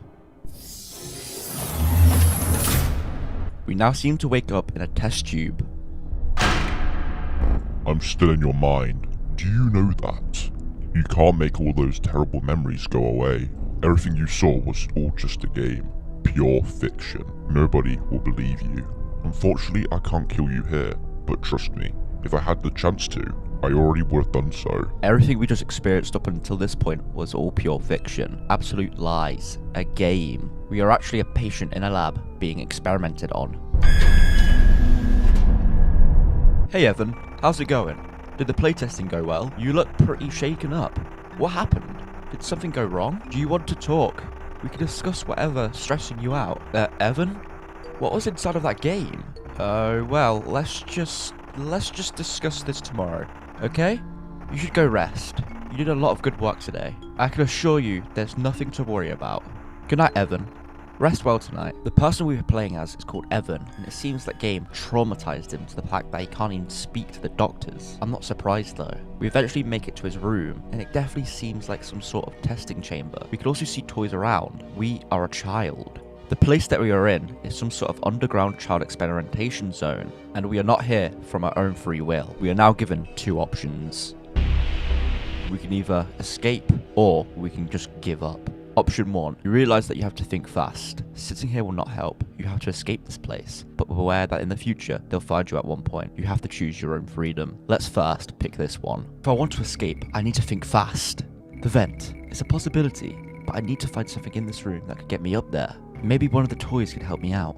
After finding a piece of rope held by a teddy bear, we escape into the vents. Through an exposed vent, we can see someone reading a document about HIM. HIM is an entity that appeared in the distant 2014. This entity has no name. They called it HIM. This is not just an entity, but a virus that got into one game. This game is now private, as it appeared to affect the child's psyche. That red voice we were hearing before was HIM, an entity that infects the child's mind, wanting to kill them. Using a keycard we find in an office, we escape the facility. We are free. But for how long? There's a letter we could find on a lamppost. It's a news article. Breaking news. A Roblox game by the name of KYRU'S Island has been taken down after 12 total users regressed into a redacted state and committed redacted without explanation. Authorities ran several investigations with zero possible leads and asked the public for help. Later down the line, a local laboratory by the name of Redacted offered to assist the investigations with their brand new state-of-the-art experimental VR capsule that allows the subject to enter inside the capsule and inside playtest games on any supported platform, while actively monitoring said subject's current emotions and health conditions. Authorities accepted, and the investigation is now in the hands of Redacted to hopefully uncover what secrets lie inside of KYRU'S Island. Stay tuned. After playtesting that virtual reality game, you discovered something that you never should have stumbled upon. Even after escaping, it stayed with you, whispering and manipulating you. In the end, you didn't listen to him and escaped the laboratory that ran all those experiments on you. You never truly gotten rid of him. No matter where you go, he will forever be inside of your head until the day you die. Hours later, employees found out about your escape route and are now actively hunting you down. Your journey is only beginning. I'm still in your head. Again, the good ending sees us escape the facility. However, HIM will forever be in our mind, manipulating our every choice, our every move. Now, option 2 goes completely differently. You and I both know that you have nothing left in this earth. Just give up. What's there worth living for if you've outlived your purpose? Take my advice. I'll give you freedom. I'll give you everything. I'll give you a paradise where you can have it all forever. Trust me. Sure, let's do it.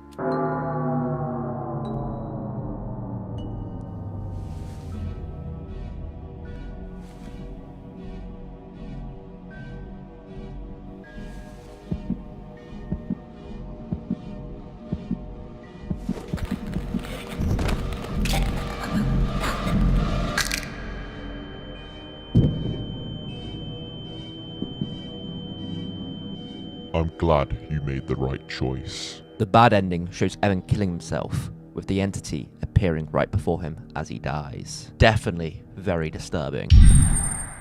Let's finally play Delusional. The world can be experienced in many different ways, many of which differ from reality. You wake up to haunting dreams, seemingly superficial, but underneath lurks a dark secret. It's your decision how you will handle the truth. Will you confront it? Or delusional. A delusional person believes things that couldn't possibly be true and lives in a world created by his own imagination. The game begins with us returning home from school, being greeted by our mother. Oh hey, you're back from school. Yeah? So, how was school? It was school, so it was pretty boring. Well, working isn't much better either, you know? Alright, I'm gonna go shopping, so please do your chores in the meantime, okay? Sure. Thanks, honey. However, instead of doing our chores, we decided to play video games instead. I feel like I could play this game all day long. I hope this moment never ends. Wait a second. Crap!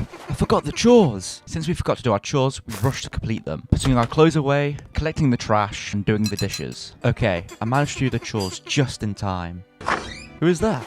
Hey honey, I'm back. Welcome home, Mum. Did you do the chores like I told you? Yeah? Awesome. Oh, and by the way, could you help me out in the kitchen real quick? Sure. Thanks, honey. I really appreciate it. Thanks, honey. No problem. I'm getting kind of bored. I should go and look around the house to get rid of the boredom. In our boredom, we explore the house, finding a spare bedroom. Someone's bed. I wonder what it's doing here. This closet is full of clothes which are about my size, but they don't seem to be the type of clothing I would wear. Strange. This bedroom seems to belong to a boy of our age. But how? We're an only child. We finally go to bed and end up dreaming. We decide to play some video games, so we head to our room, but instead we find a boy sat at our desk. Hey, what the hell are you doing on my laptop? It's not what it looks like, I promise. This is our brother. Oh? And what am I misunderstanding? I was just looking what you were doing. I swear, I didn't touch your laptop or any of your stuff. Wait a second. You deleted all my files from my game I've worked on. What? No, I didn't touch any of your save files. Have you got insane? What is wrong with you? No, please, believe me. I didn't do it. You're a liar. I don't believe you. Now leave my room. This is unbelievable. Why would he do something like this? I've been working on this game for 2 months, but now my progress is gone. I have to get revenge. And I think I already have the perfect idea. I know that my brother has been hiding his last couple of exams recently. He hasn't been doing well in school recently, and I think I'm going to use that to my advantage. I must find his exams and show them Mum. We find the exams in his bedside table and decide to give them to our mother so she could scold our brother. Lucas, what the hell is this? You have lied to me all this time, saying that you haven't got any of your exams back. Didn't we study together? I even bought you a tutor, and you still bring me back this. Do you know how much money I've spent on you? You're a disappointment to this family. You're the worst child a mother could have asked for. I wish you weren't born in the first place. I'm sorry, Mum. I really am. Go to your room and let me never see you again. Wow, no one wants to hear that from their own mother. Wow, that was really rough. Mum really didn't go easy on him. Well, but it's all his own fault anyways. He shouldn't have lied to both of us. That is such a selfish perspective. We are not even remorseful. Instead, we just go back to bed. What was that? We hear a scream, and when investigating, we find our mother cradled in the corner. Mum? What happened? Mum, talk to me, please. Your brother, We are told to enter our brother's room, and when opening the door, we see something very disturbing. Our brother has killed himself.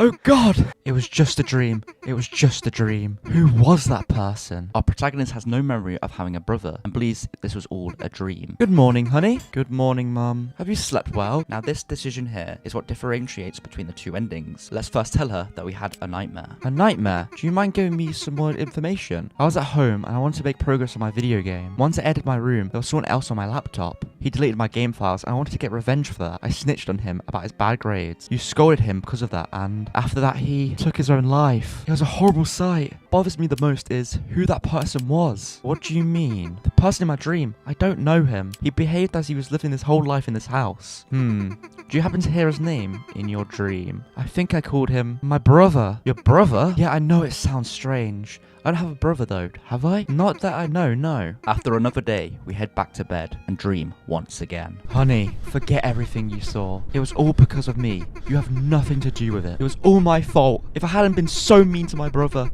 I'm truly the worst human to ever exist. Because our brother's death is still on our mind, we decide to try and distract ourselves by playing some video games. No.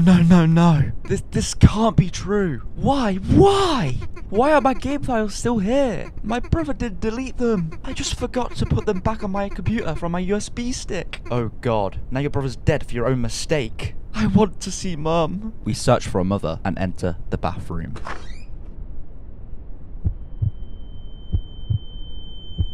She is also taking her own life by consuming pills. We truly are the worst person to ever exist. No! Stop these dreams! I don't want to see them anymore. Please stop. Where is Mum? Mum? Mum, where are you? Mum? Where are you, Mum? Please, Mum, don't leave me now.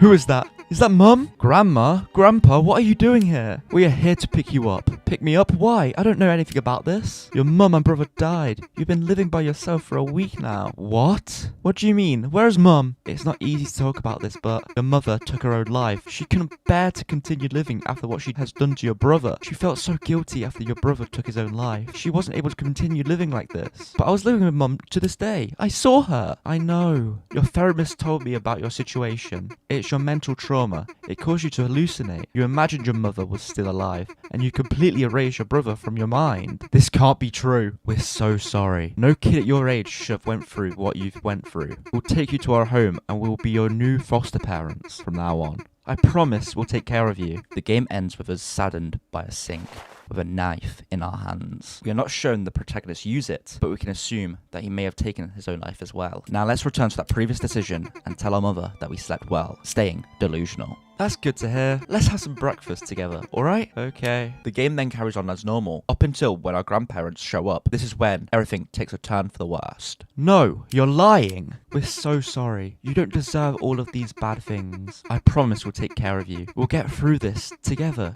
Just don't lose hope, please. You're lying. You're here to abduct me. Yes. How can I be so foolish? You're trying to kidnap me. You will regret trying to kidnap me.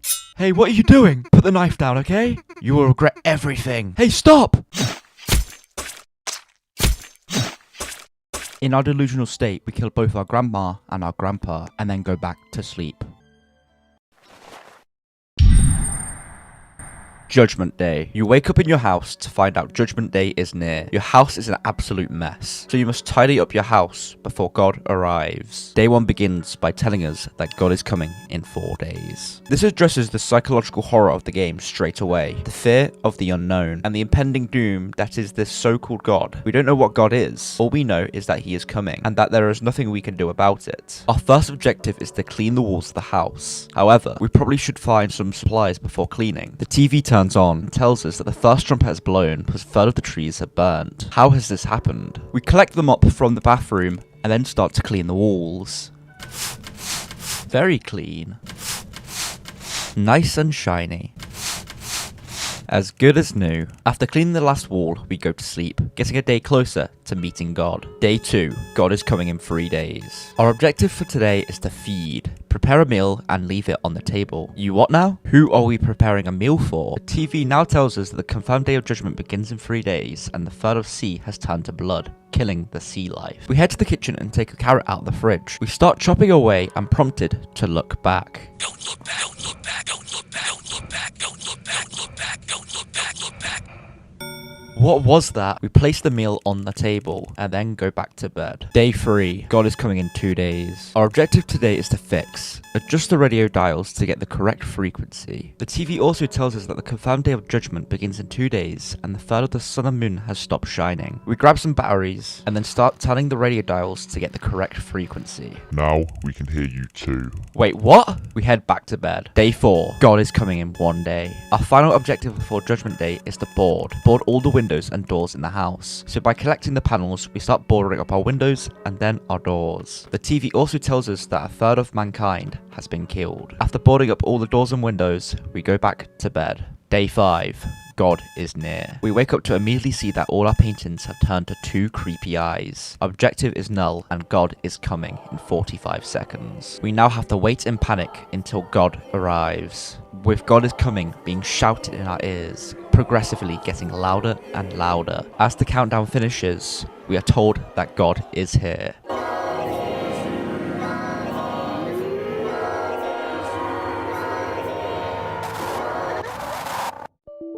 This game was heavily inspired by Squirrel Stapler, made by David Szymanski, who also created Iron Lung, another very good psychological horror game. You can play Squirrel Stapler through a Roblox recreation named Rat Stapler, where you have to kill rats to staple to your dearly beloved, so she can become as beautiful as the rodents of the wood. This game is weird. On the wall, God is coming in 5 days is written in blood. This again gives you fear of this unknown entity, knowing it's on its way and there's nothing you can do about it. Each day plays out with you killing rats and then stapling them to your dearly beloved. Ghost rats and rat bears show up to cause you torment. But as the days go by, you just know it's only a matter of time for God to make itself known. And as the final day arrives, the game carries on as normal. The world stays the same. Instead of doing some grand change to tell you that all hell is about to break loose, you just carry on hunting rats.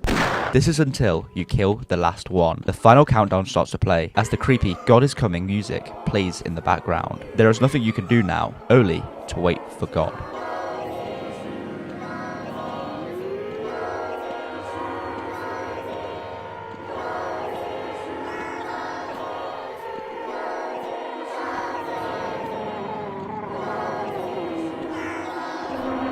What makes these games so scary is not due to any jump scares, but rather the unnerving presence of shadow entities and evil rats, than the knowledge that God is coming. The final countdown is the scariest part of the 2 games, as it gives you a time limit until something bad happens. The wait is horrifying.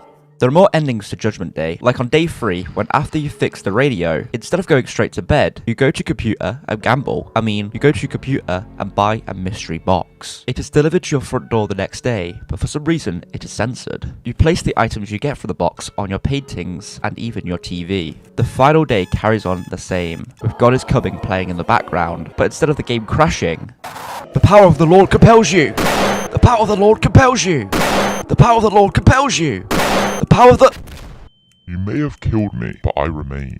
I may have died, but soon judgment will reign. The depths now call, so dark yet true. A reserved fate awaits for you. The good ending sees you send God to the depths of hell. Now the bad ending all revolves around a trapdoor in your bedroom. Completely forgot where I left the key to this. On day 2, after preparing the meal for God, this time you're not supposed to leave it on the table and instead go straight to bed. Now after you correct the frequency on the radio, something else is said. You have disappointed us. I didn't know my parents run this game. Now our key can be found in the toilet bowl and then we go back to bed. On the final day, we can now enter the trapdoor. I should enter the basement before they arrive. This leads to a dark staircase that leads down.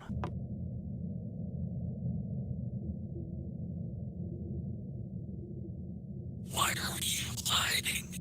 Why are you hiding? Why are you hiding? Why?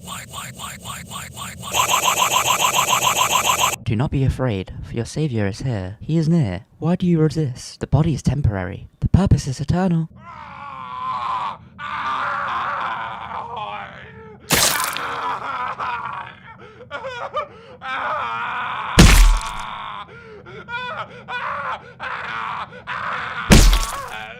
In the bad ending, we get killed in our basement by some unknown entity. Finally, there's the forbidden ending that happens on day 3, where you start to find little invisible blocks that link colours to numbers. After finding all 4, to find out the order, you look at some building blocks on your side table, then input the numbered code in your bathroom. This unlocks a secret passage next to your toilet that leads to some mud tunnels, with a ritual at the end. You aren't supposed to be here.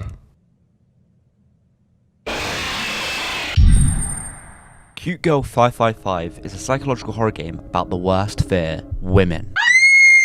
This game starts off weird, but gets more disturbing as time goes on, with the ending being very shocking. When loading the game, it's immediately disturbing, as there is a turning black figure with demonic music playing in the background. When selecting Y, we're shown a red outline of a tree and a woman, and then the world loads in, giving us control over the player character. Behind where we spawn is a massive black pillar. There's not much to it right now, but it is hiding something. There is also a house here, but currently it's locked. However, we do find the key hanging from a tree. This allows us to go into the house and confront Girl 555, who has a very creepy face. Hello there, who might you be? The scene is so disturbing, as for some reason she has decomposing meat sat right in front of her. Is it animal, or could it be human meat? And will we be her next victim? She then starts to ask us a list of strange questions, like if we believe in God, or if dogs and rats have free will. However, things start to take a dark turn. Do you feel your hands? Let me out. Be patient, please. Let me out. We start to beg to be let out. Does this mean we're trapped within this game, being held hostage by Cute Girl 555? Do you want to leave already? Yes. Please just stay. No. Stay. No. Stay. No. Girl 555 then tasks us to hunt squirrels so we can make dinner. So we pick up a gun that's on the front door and we use it to hunt them down to collect for dinner. This is so strange. We return to Cute Girl 555 and place the squirrels on the table. Thank you, sweetie. Can I call you that? No. Heh. I don't care. What else does this girl care about? Boundaries? Consent? Thanks for the meal. Too bad I don't eat meat. And what was the gun for? That's for later. What do you mean by that? Then what is that on your plate? Meat. Why'd you have that? The flies brought it here. What? She starts to yap about random things, including how our thoughts lets us choose what to do. For example, if we eat something delicious, we can think to ourselves, that was so good, I want another bite. So you focus on that thought to take another bite. What the actual I thought she said she didn't eat meat. She then asks if we think she's alive. No? She doesn't seem to like our response and walks away. I hate you. You don't know how it is for me. Anyways, it's almost unfair how we feel and think is not entirely up to us. I guess it's stupid to complain about it. This makes me believe that she may be sentient and know she's an NPC. Oh, the lamp died. Can you get some oil, sweetie? It should be at the top of the mountain. Because the lamp went out, Girl 555 now tasks us to go find oil on a mountain. When getting to the top, we collect one of the many bottles. Who leaves bottles on the mountain like this? Heading back, we give it to Girl 555, who uses the bottle for something very disturbing. You found it. Thank you, sweetie. Did you know that in this world, it all goes black when you die? But in your world, when you die, for some reason, Girl 555 starts dousing herself in the oil. You go to hell. Why did you do that? I am going to cook myself. Why? Because I am hungry. Excuse me, what? And stupid. Clearly. Anyways, everyone in your world is going to hell. She then sets herself ablaze. What the hell is wrong with this girl? However, she's not dead, and she gets back up. Heaven was in earth, but God took heaven away after the first sin. While hell always existed in Saturn, God always intended to use it. You humans even recorded a glimpse of how hell sounds like, so you should know it's a real place. Just listen to the non-aliens of screams coalescing into the sound of hell. The screams of humans, apes, dogs, rats, mice. We are then shown a picture of Saturn, the planet where Girl 555 claims that hell resides in. We are then transported to another world, and we see another red outline of a tree and a girl. This time, the house is already unlocked, but there is no girl here. The door also locks behind us, but we do find a guitar, and when turning around, Girl 556 shows herself. She's obviously meant to represent a goth alt baddie. She teaches us how to use the guitar. Play the F key. Good job. Now play the G key. Nice. And then leads us outside so we can play music together and pass the time. As she plays the piano, she talks about a girl that visits her occasionally and also talks about how she is religious. She stops playing the piano and takes us to church. She wants us to lead the prayer, so we head up to the altar and pick up Cute Girl 555's burnt head. What the hell? Dear God, thank you for squirrels. Thank you for girls. Thank you for breath. and everything else. Amen. That was the worst prayer I've ever heard. We then head to that massive black box from before and sit on a bench next to girl 556. The walls come down, revealing a graveyard of girl heads. These are the heads of all previous 554 girls. Girl 112 is also here and tells us to place the head within the graveyard. We place the head and then we are told to sit back on the bench. Girl 112 then sets all the heads on fire. Leap of faith. It follows a story that talks about how your negativity and intrusive thoughts can push people away, leaving you to suffer alone, and how this inner voice can eat away at your brain, making you struggle to get out of bed every morning. It will make you hate the little things and never see the positivity in anything. This game also has 3 endings, being the bad ending, the good ending, and the true ending. So let's begin with the worst out of the 3. The game begins with a voice demanding that we wake up. Wake up. It's time to start your day. The voice doesn't seem to be friendly. It speaks to us as an authority figure. After we get out of bed, we stumble down the stairs. The world is grey, just like our player character. There is no colour. Everything is just mundane and boring. We don't even have a face to show emotion. Getting downstairs, we are tasked to make some coffee so we can start our day. Do you like coffee? No. Not really, but at least it gives me energy when I feel down. With me around, you'll never be down. The voice tells us that we will be happy as long as it is around. But how true is that statement? I'm not sure that I actually enjoy the taste of coffee. Even though we dislike coffee, we force ourselves to drink it because we don't have the choice to do what we want. The voice tells us to drink the coffee, so we comply. Let's go outside to take your mind off the taste. We look at our fountain with the voice trying to make us feel happy, yet we don't. See, isn't this nice? No, I don't like being out here. We don't like the coffee. Now we don't like being outside. So instead, the voice tells us to watch TV, because maybe that will make us feel better. Are there no other channels? Do you not like this one? It's kind of boring. We don't like the channel that we are watching. And instead of just changing the channel, the voice just tells us to go to sleep. Because we can't find anything to do to make us feel happy, we just go back to bed. Because at least if we are asleep, we don't have to worry about being sad. Waking up the next day, we start to struggle to get out of bed, with the voice having to shout at us to wake up. Wake up. Wake up.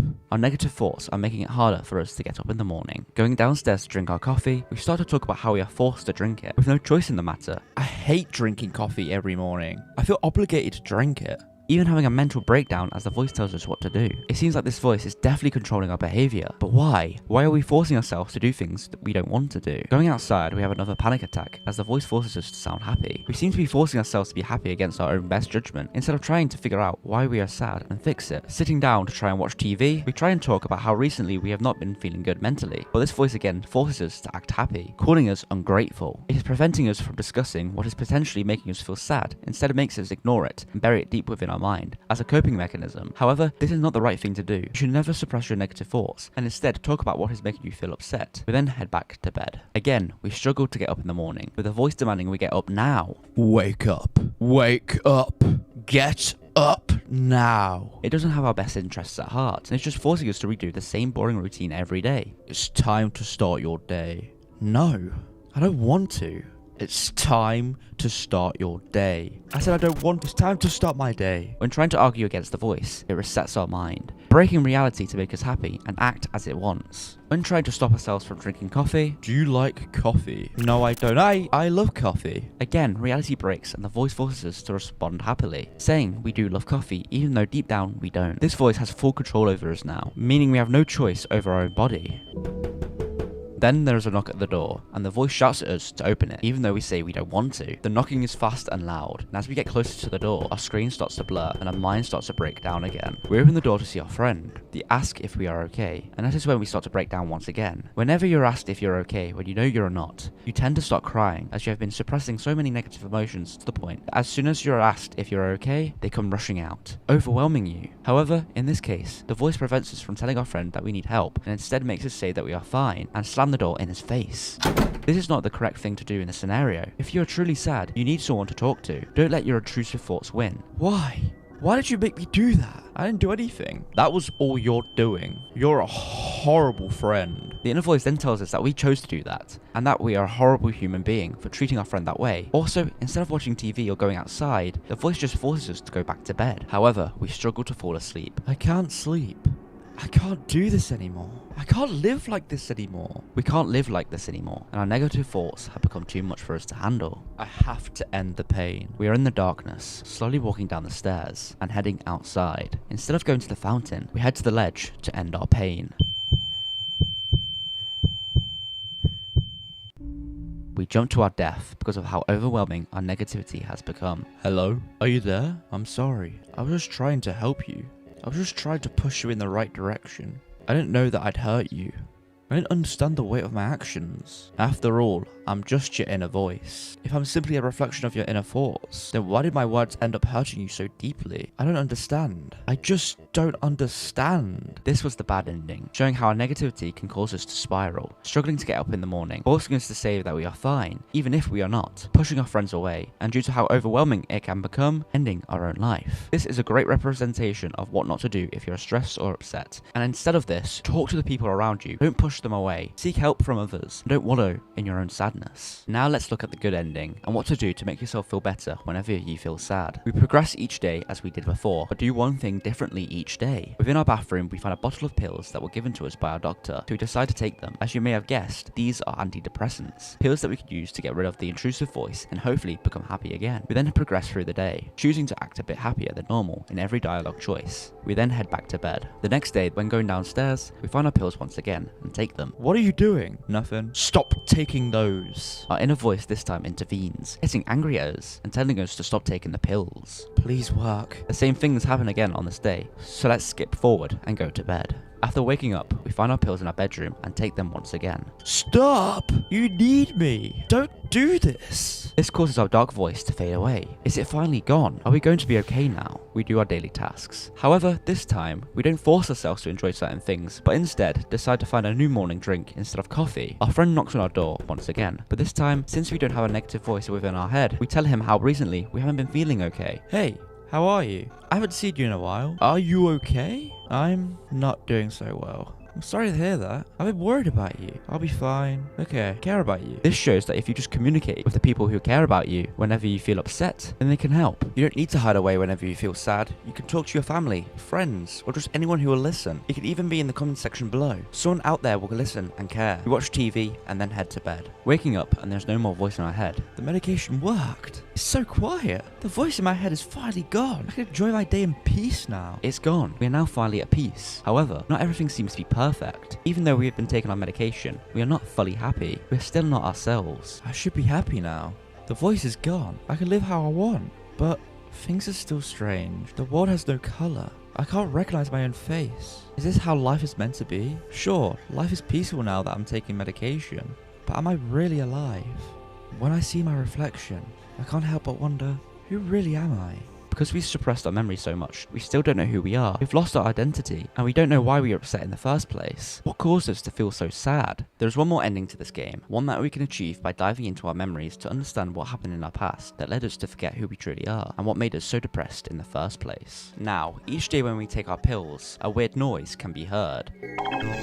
When locating the source, we start to find pieces of paper that display a 2-digit number, and are told to take a note of each one. The first one is found on the table near where we make our coffee. Then we find one on the second day in one of the trees near the fountain outside. On the third day, we can find the piece of paper in our bathroom sink. On the final day, a ladder spawns outside, and we can pick it up to position it upstairs to allow us to enter the attic. However, on the second day, we woke up to a crash, which was something falling onto the attic hatch. This means we cannot enter, if only we could go back in time. After completing the good ending once again, the ladder is still there. We enter the attic and input the 6-digit code in the order of when we found each piece of paper. This unlocks a safe with a key that can be used to enter the basement. The place is blinding with white light, and this is also where we find a floating eyeball. It tells us to complete the day as normal, but come back down to the basement before bed. After completing day 1 as normal, we go back downstairs to find the floating eyeball beside a bed, wanting us to sleep here tonight so we can recover our lost memories, and finally be truly happy once again. We get into bed and dream. We follow a floating orb through the dream, as it wants to show us our past. It wants us to remember what happened that made us turn out the way we are. What trauma caused us to become so sad,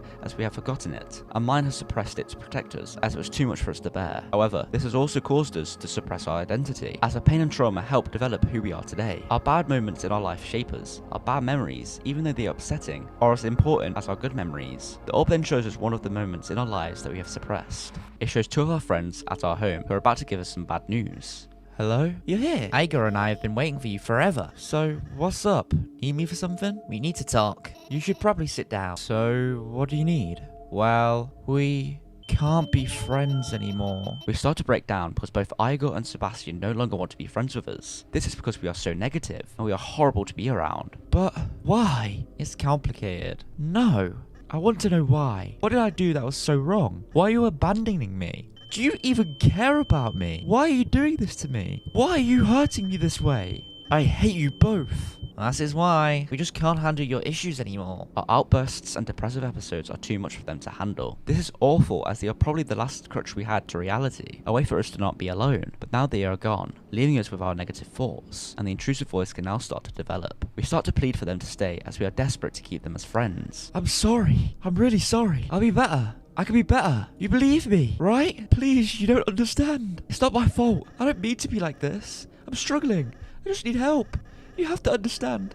Please don't leave me. I need you. Please. Please. Our begging is no use, as they leave anyway. This leads our inner voice to reach into our brain, fill it with negativity. I remember now. Losing them hurt me so much. They abandoned you. They left you to rot. Why? Because they hate you. Everyone hates you. You're a burden. Luckily, the orb shines through, trying to fill our heads back with positivity, as that is what we all need. Some reassurance that things are going to be okay during our darkest times. They tell us that we can't change the past. All we can do is try to move on and make a better future. We wake up the next day to complete it as normal, but then, as we are told to go to bed, we return to the basement bedroom to dream once again. The memory we uncover here is the origin of the dark voice within our head, when it first showed up. We are in a recreation of our bedroom and look in the mirror. That's me. Right? I feel so weird lately. Like I'm spectating my own body. Like I'm not even real. My reflection feels wrong. I feel like I don't know who I am anymore. My chest feels so knotted. I can't smile properly. Everything is starting to feel so dull. That conversation with Igor and Sebastian. Am I really that bad of a person? Why do I hurt others? Why do I hurt myself? Why does my brain hurt me? I just wish I could forget all my pain. After speaking so much negativity about ourselves, our negative inner voice makes itself present behind us. Let me help. Who are you? I'm your inner voice. I want to help you. How can you help me if you are me? I can help you forget. I'm linked to your brain, to your conscious mind. I can make you forget about the ones who abandoned you. I can make you stop feeling sad. I can help you. I just want to be happy. I want you to be happy too. And you will be happy. You just have to trust me. Once all that pain is removed from your mind, you will be happy again. But even though my friends hurt me, I still care about them. I don't want to forget them. You might care about them, but they don't care about you. They left you. You're right. They left me when I needed them. Everyone left me when I needed them. Everyone saw me struggling and turned a blind eye. I hate everyone. I hate everyone. I would never think about my past again. I will leave everyone locked up in my mind, the same way they left me. The inner voice convinces us to suppress the memories of our friends within our mind, forget about them so we can be happy. All we need is ourselves. We smash the mirror and the negative inner voice from our current day appears, trying to convince us that everything that has happened was our fault. So you remember now? I do, and I'm not afraid of you. Seems like you've toughened up. But now that you remember where I came from, you can no longer deny the truth. You chose to let me take control of your mind. You chose to let me end your pain. You chose to let me lock away your memories. It is your fault that you cannot remember. However, we are healing and we push it away. No, this is not my fault. You do not speak for me because you're not my entire inner voice. You're my fears, anxiety, depression, and struggles. That much is true, but you do not represent the hope and determination I still have. I may not remember my past now, and in the past, I may have succumbed to your so-called help, but I will remember, and I will pave my own path without your help, and I will embrace my pain. Suit yourself. The orb then shows up as the negative voice fades away. We ask if it is our positive thoughts, but it says no, but we are close to the truth. We wake up the next day, removing the negative voice using our medication yet again. Now, when we hear the knock at the door, we open it and are confronted by Igor and Sebastian. They have returned to check up on us. What are you doing here? We wanted to check on you. We figured it's been long enough now. Yeah. After you abandoned me. It wasn't supposed to be like that. Whatever. No, Sebastian, not whatever. We just wanted to give you time. You left when I needed you. I know you meant well, but you went about it the wrong way. We're sorry. We've never dealt with a situation like this. It's been difficult to help someone when you have your own issues to tend to as well. We never stopped caring about you, and we never will. Maybe we could start over? Okay, let's start over. We choose to start over with them, becoming friends once again. Everyone is suffering with their own problems. However, Igor and Sebastian did the wrong thing with choosing to distance themselves from us. They should have been by our side during our darkest moments. However, we accept their apology, as you should not hang on to the past. Instead, pave a brighter future for yourselves. As everything gets better with time, you just have to be patient and persevere through the pain. The final dream sees the orb reveal who it truly is. So, Do you know what I am? It's not what. Because you are my true identity. You're the one who experienced the memories you showed me. You're the one who was there when the voice came to be. You're the person I used to be before the... You're the person who I used to be before the voice whittled me down into this empty shell. You are Genesis. They tell us to step forward so we can merge and become one again, finally moving on from the negativity we have been feeling and becoming whole. Before we are able to hug ourselves and become happy, the negative voice intervenes. Not so fast! You thought that medication would defeat me? All you did was suppress me in the real world. I still have access to your mind. They are not gone just yet. The influence is still digging into our minds. If you become yourself again, you will be hurt. You will experience pain and suffering. You will remember all your bad memories for your entire life. You don't want that, right? I'm sorry, but you've done enough damage. Step aside. Fine. I'll have to take things into my own hands then. If you want to become Genesis again, you have to get through me first. This leads to a boss battle, which is a complete shift in the game's atmosphere, but it is very cool. You can tell that this game is influenced by Undertale, as you have to avoid attacks like giant arrows, checkered patterns on the floor, massive squares, and falling swords. After each phase, we throw a sword back, damaging our inner voice. After doing this 3 times, the inner voice awakens, developing wings. Yeah, this is getting a bit out of hand. The attacks become even faster and longer, but we manage to survive. After throwing the last sword, we believe we have won, but the health bar becomes full again. How is this fair? He consumes the floor with darkness, depleting our health to 0. This is not the end. Using the power of friendship, we get back up and awaken ourselves. This is actually crazy. We are now immune to all attacks and have defeated our inner voice. This frees our true self, allowing us to finally merge and become ourselves once again. We wake up the next day, and the world now has colour. We are no longer the grey version of ourselves. We have finally accepted who we are, and finally become our true self.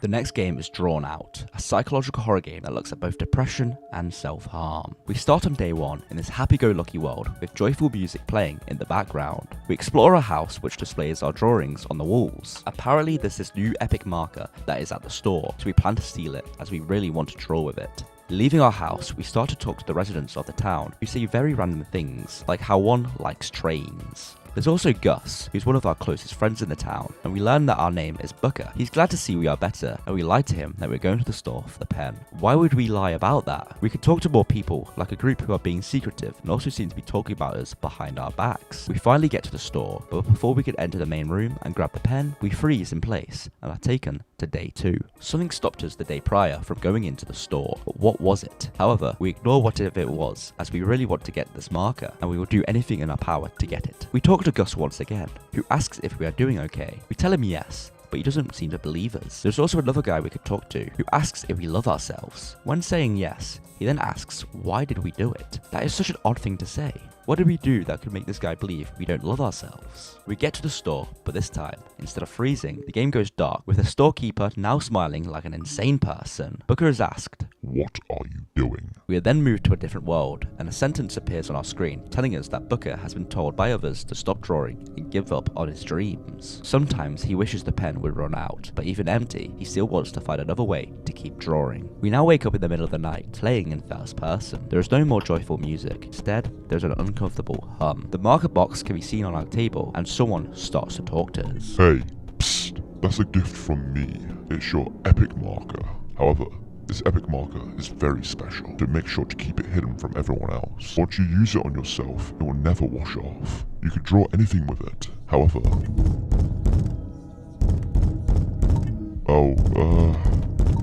I need to go. Some sort of creature that can be found outside our window has delivered the marker. Banging can also be heard from our front door, most likely our neighbours trying to prevent us from drawing on ourselves, something that the creature wants us to do. We head back to bed. Day 3 is strange. The world is even more joyful, you could say, with disco lighting flashing on our screen. The music is back to its happy self as well, even sped up to show how happy we definitely are. Look at our face. Clearly, we are happy. After seconds, we are transported again. I think I'm awake this time. The world is now orange, and our mirror can be found on the floor, shattered. Maybe we don't like looking at ourselves, our reflection. The drawings on the wall now have markers scribbled all over them. There's a poster on the floor saying that therapy is here to help if we ever want to jump off a cliff and feel depressed. Our neighbours are also outside the front door in a group, ready to confront Booker. They have no facial features, and apparently they have found out our dirty little secret. We are prompted to look at our arms. They're covered in drawings. With the context that this game talks about self-harm, these are not drawings made by a marker. These are cuts made by a knife. Marker and drawings are a metaphor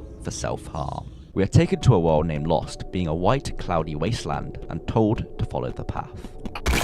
Jeez, stop playing with me. I'm not playing with you. You don't remember anything, do you? Or maybe you remember and just don't want to believe it. Do you know that you never left your bed, Booker? What are you talking about? I didn't leave my bed. I got up. Stop lying to me. This isn't funny. No, Booker. No, you didn't. You haven't gotten up in 3 days. What? I want to go home. Do you really? Yes. I said, do you really? I do. Please. Answer my question. Why'd you do this to yourself? I don't. Answer my question or else I won't take you home. Is it because you need to feel something else than me? That's what I thought. Pathetic, Booker. That's what you are. Pathetic. I already know. I hate myself. You don't have to remind me. The fact that we haven't left our bed in 3 days makes me believe we are either very sad and can't get up, or we have, in fact, taken our own life. It's now day 11. We've skipped more than a week, and it seems like Booker has not left his house in all this time. The whole neighborhood is currently talking about him, and no one knows if he is alright. He has just disappeared. We now take control of Gus. He's the only one who really cares about Booker in this neighborhood, since everyone else thinks he's a freak. In this guy's house, there's also a disembodied person, who apparently is his dog, Shorbay. There's also a letter we can find, which we can assume is from Booker, saying how he's sorry he hasn't been responding to messages. He's just been tired. There's nothing to worry about.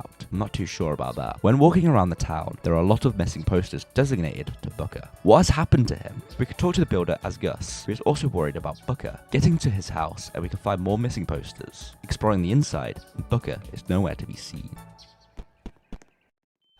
We have a short but horrifying view of Booker's bloody corpse. He has taken his own life. Inside a black void, we play as the spirit of Booker. Where am I? I feel cold. I want to go home. Hello? Can you hear me? You did this to yourself. You can't escape this. You just found a way to ignore it until you fell right into my rabbit hole once again. That's what you always did anyway, right? No, Every choice carries its own price. You may suffer the consequences of your actions. We walk through a bright white door, taking us to an equally bright void. When looking at Booker's arms, they are covered in scribbles, a metaphor for the number of cuts there must be. The sky is littered with marker pens, knives used by Booker in the past. We carry on walking to return to the black void, where we find someone kneeling on the floor. Hey Booker. Hey Paul. Why are you here? It won. Oh, mine won too. The negative thoughts have beaten them both, causing them to take their own lives. Do you regret it? I do. Do you? I don't know. I guess my existence felt drawn out. You know, the void waits patiently, but I still haven't jumped inside. Why? We can't go back. I don't know.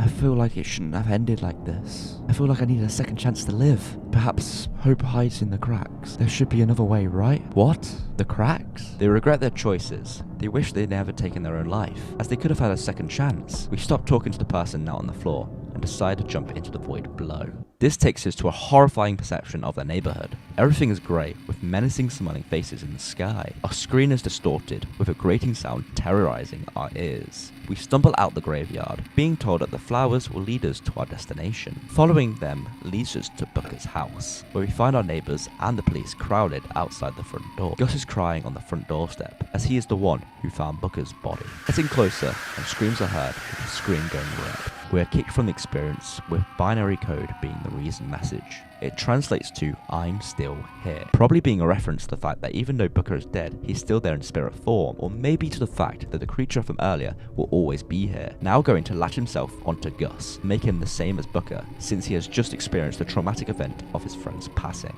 This game is very well done, using the metaphor of the marker pen and drawing to relate to self-harm. It's a very upsetting story, showing how name-calling and bullying could cause someone to take their own life.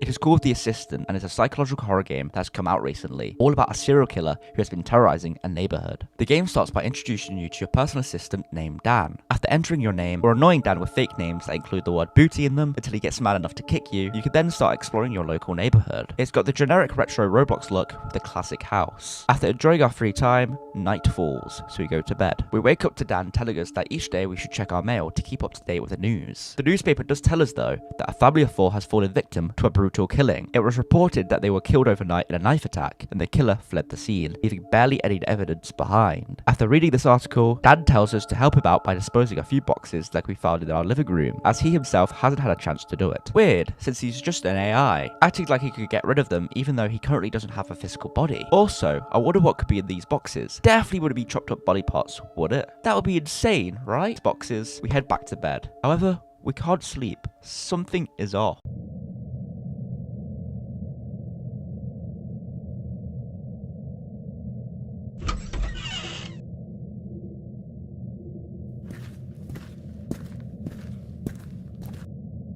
Did someone just enter our home? Are we safe? We wake up the next day to find out that we have new mail. We go outside to read today's article. The police still don't have the foggiest of a clue about who the Roblox killer is. There's still no evidence, and the motive for the killings is unknown. The police also recommend locking our doors at night to try and avoid another killing. After reading the newspaper, a car approaches from the distance. It's the police, and Dan says to answer all their questions honestly. He asks if we have seen anyone suspicious, and we tell him no, so the officer just leaves. Well, he was useless. Why wouldn't we tell him about the weird occurrence from last night? We then head back to bed. It's day 3, and yet again we head to our mailbox and read up on the recent news about the Roblox killer. There's been another murder. However, there's still no evidence. A bus this time approaches the house and drops off Dan. It seems like whatever company that developed our personal assistants created a physical version of him that could help us in the real world. He now lives across the street from us. After speaking to Dan, we head back to bed. However, we wake up in the middle of the night again, experiencing a nightmare. The world is red, and we can hear scurrying footprints from outside coming from figures that have piercing red eyes. We're told that a key is located in the house, and we can use it to escape on the other side of the road. When walking about, we find the key in the kitchen, also hear the figures running about. It's actually terrifying. We leave the house with these creatures standing next to us. If we look at them, they don't move,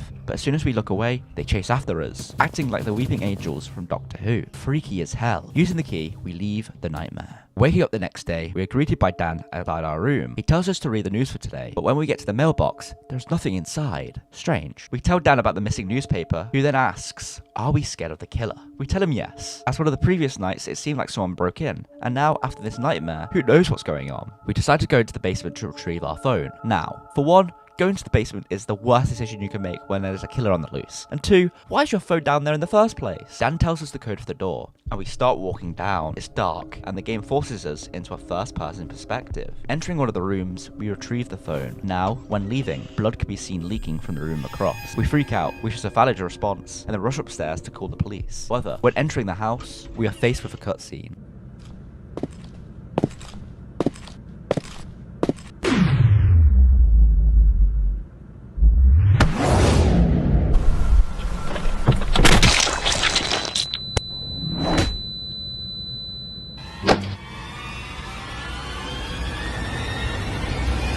Dan attacks us, showing that he was possibly the killer. But everything becomes confusing as we wake up in bed and the police are outside. They arrest us, and when we are interrogated, they say they have no knowledge of anyone named Dan. This is the first of 4 endings, maybe insinuating that we were the killer all along, and Dan was a figment of our imagination. Now, if we complete the game again, but when we get to Dan's question about whether we are scared of the killer, we tell him no. This changes our reasoning for going into the basement, with Dan wanting us to go down there so he could show and tell us something. This ain't ending well. We enter the room that had blood leaking out and find a gun lying in blood. We decide to take it. We then find skeletons, goofy ones at that, lying across the floor. One seems to be alive, moving its head. It says they have all been killed. What? Dan is in the next room, and when exploring behind, we find more of his victims. When speaking to our assistant, he tells us that this is our fault and that we are responsible. I can't lie, mate, but this gaslighting is crazy. We didn't do this, you did. We then asked if we want to trust him, which leads to one ending that sees us go on the run, or the better choice, in my opinion, is to shoot this bozo.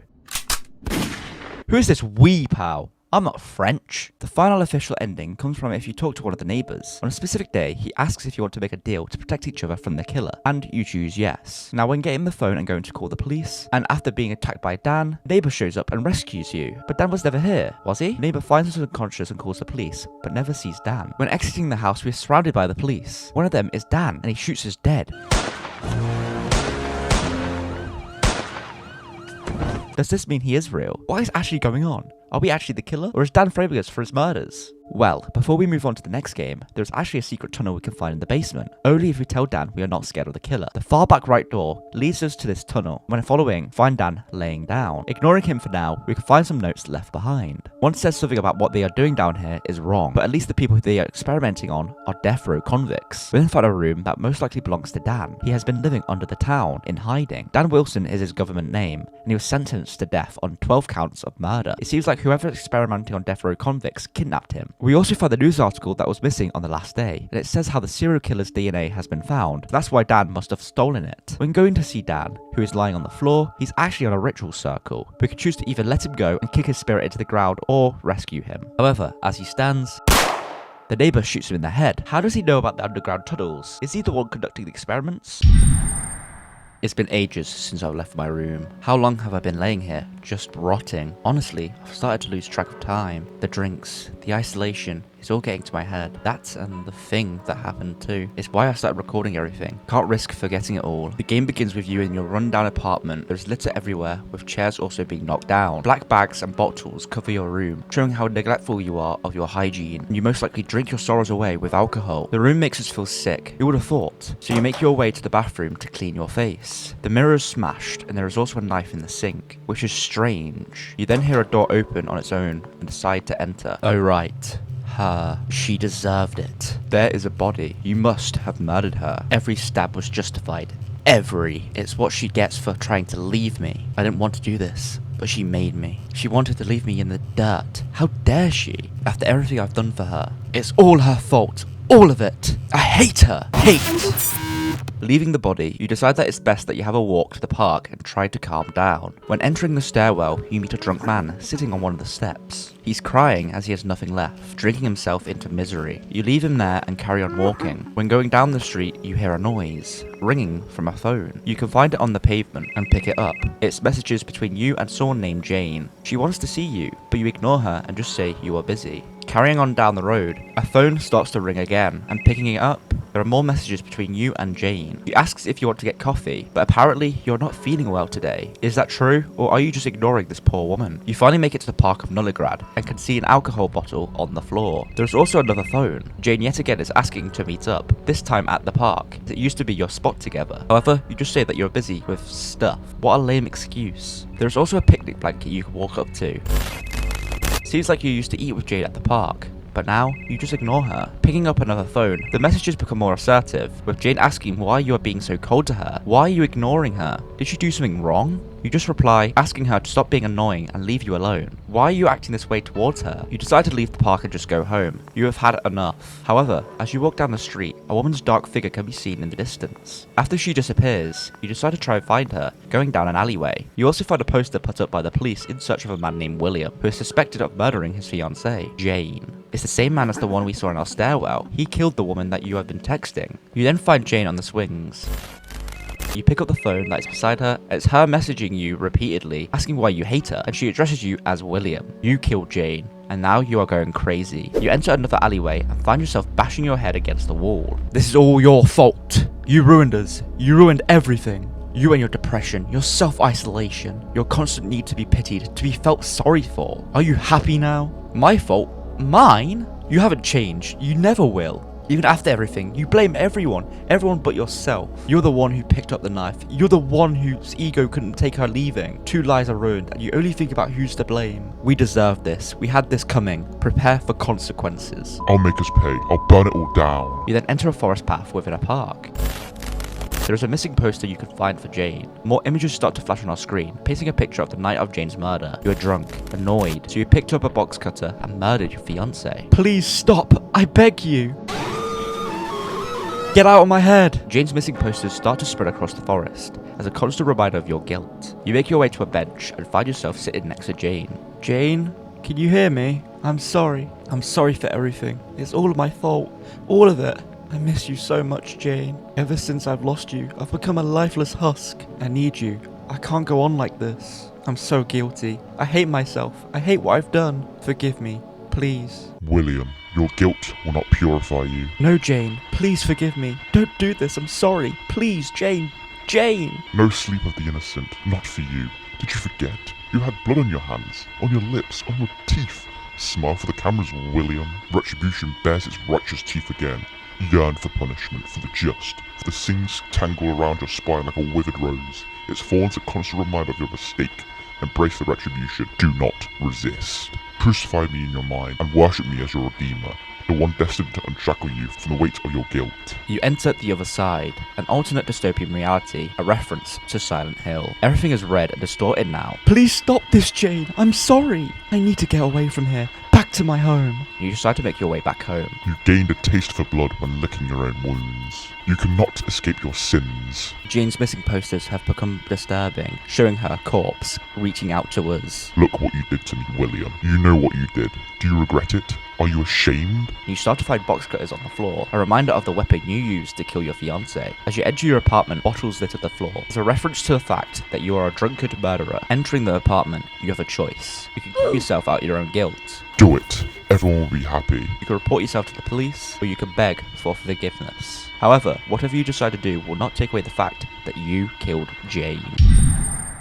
Bad Things is a 3-hour-long Roblox horror game that looks at how obsession and the need to leave a legacy can cause a friendship to break and your mental state to deteriorate. The game begins with you outside, and as you explore, the world loses its colour. You find a hallway leading to your apartment where you can find yourself sitting at your desk, and when interacting...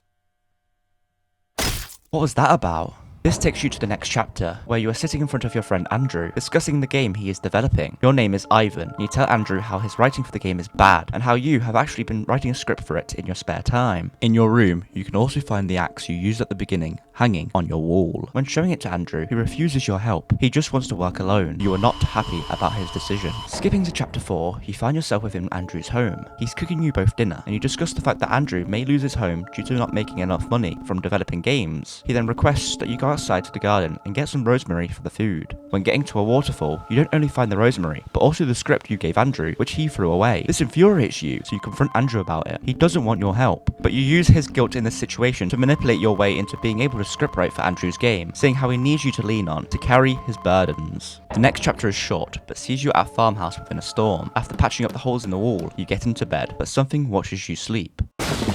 What the hell was that? Scene 6 now sees Andrew being evicted from his home, moving in with you. He carries his boxes up from his car, and you decide to snoop and see what's in them. In one of the boxes, you find a trophy that Andrew won for best art direction for his games, and you decide to throw it away as you see it as junk. Why would you do such a thing? He clearly was proud of that. Even if he didn't win best game, you just got rid of it behind his back. You both then head to the roof to drink beers and talk. The conversation gets a bit dark. You start talking about death and how your father died in a fire. You have childhood trauma from seeing your father's body in his coffin and have no way to release these pent-up feelings. What Andrew does through game development. This makes you jealous, and the voice in your head gets louder. The next chapter is short again, and sees you exploring a broken demo of one of Andrew's games. It leads you to a dark room with a tumour growing, a darkness that's been growing for a while in the back of your mind. Scene 8 is called Trapped, and very important as it starts with you talking to Andrew, glazing him about how much fan support he has, the attention he gets, the legacy he has. You see him as someone much better than you, a god. Now, when you leave your apartment, something is off. The hallway is not the same, and it leads you to a testing chamber. Pressing each button spawns a man hanging by a rope, and as you carry on pressing the buttons, the light goes out. All that is left is the corpse of the person who was strung up. You snap back to reality and feel sick and head to the bathroom, but instead there is a ladder. This leads you into a corrupted world yet again, where you're being chased by something in the darkness, and also meet a twisted version of yourself holding a knife. This conversation with your inner self reveals how you don't understand how Andrew can be seen as always right and you as always wrong. You don't want to feel less than him. You then decide the best course of action moving forward to get Andrew to move out is to get this game finished, so Andrew has enough money to leave.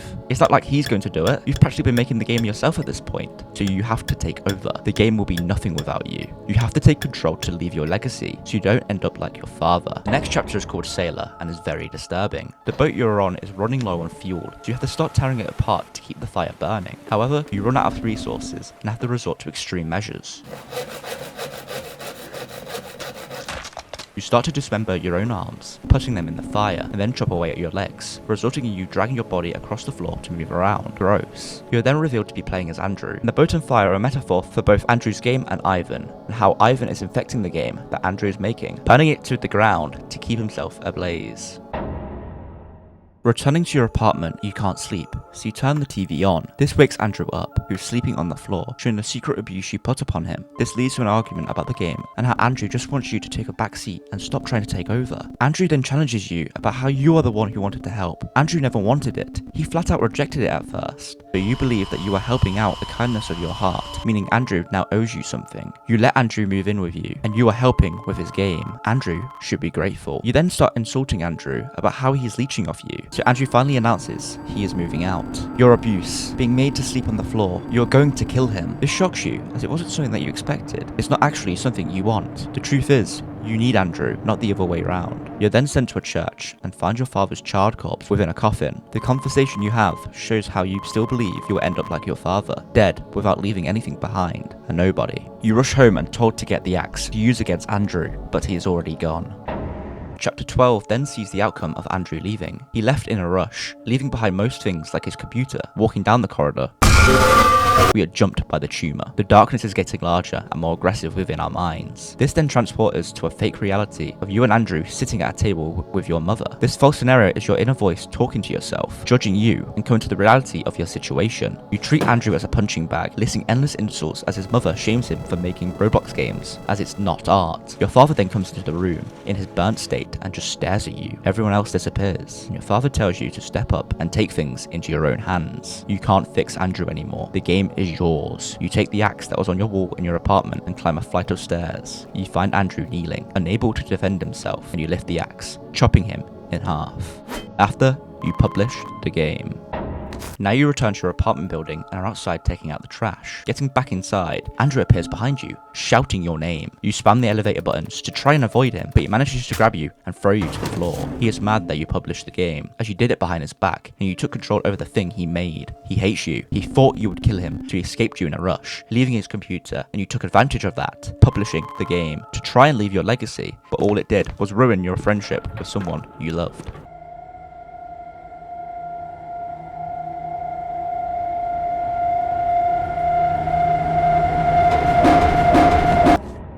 We now enter Ivan's mind, a maze that you explore, being hunted by the tumor that has been growing inside you, the darkness that's been consuming your mind. It chases you, and the only way to escape is by trapping it in a containment. However, to escape, you have to return to it and press a button, but it is no longer there. Getting to the exit and it shows up again, coming for you. Escaping through a door, you enter a museum of sorts. There are quotes left by Andrew. It is revealed that Andrew will be releasing all of his games with the evidence of your abuse towards him. He talks about how the games developed were stepping stones of hope for a blossoming career. However, you took that away from him with your abuse. You started off being someone who inspired him to carry on with game creation, even if it was failing, as your constant admiration gave him value, but it turned into something dark, an obsession, a need to impose yourself on his work so you could leave a legacy. You didn't care if your actions hurt him. Reading these messages actually brought a few tears to my eyes, which I didn't realize could be seen from my webcam. It is now the final chapter, simply named Bad Things. It is a disturbing journey through Ivan's mind as he is hunted by several creatures. A monster hunts you in the dark. A disturbed VHS man slowly follows you through your farmhouse, and even the dark reflection of you tries to take your life as you try to defend yourself with your axe. These are all metaphors for the fact that Ivan's obsession with leaving a legacy is too strong. After hitting Ivan for the last time, you find yourself climbing a ramp, leading you to the corpse of Andrew. You retrieve your axe from his lifeless husk. You then caress his cheek and kiss him. You loved Andrew. He was someone that you truly admired, but you killed him, as he got in the way of you leaving a legacy. The game ends with one final conversation between Andrew and Ivan. You want to apologize, but he constantly repeats the phrase, "I forgive you." This is because it is all inside your head. Andrew is dead. You can no longer ask for forgiveness. This leads you to climb the stairs of your apartment building as you want to make a name for yourself. You jump off the roof, as the only way for you to leave a legacy now is to be known as the person who took their own life. Shell Street is a very disturbing horror game that can be found on Roblox, exploring the murderous secrets unfolding in a small town. The game begins with a 911 call from a concerned neighbor. She has heard someone breaking into the house next door and has been hearing strange noises ever since. You are the sheriff and head to the house to investigate. You greet the husband of the caller, who says no one has answered the door, but you still go and have a look. Sheriff's apartment. Anybody home? No one answers. So you go behind the house and knock on the back door. Still no answer, so the only solution is to break down the door.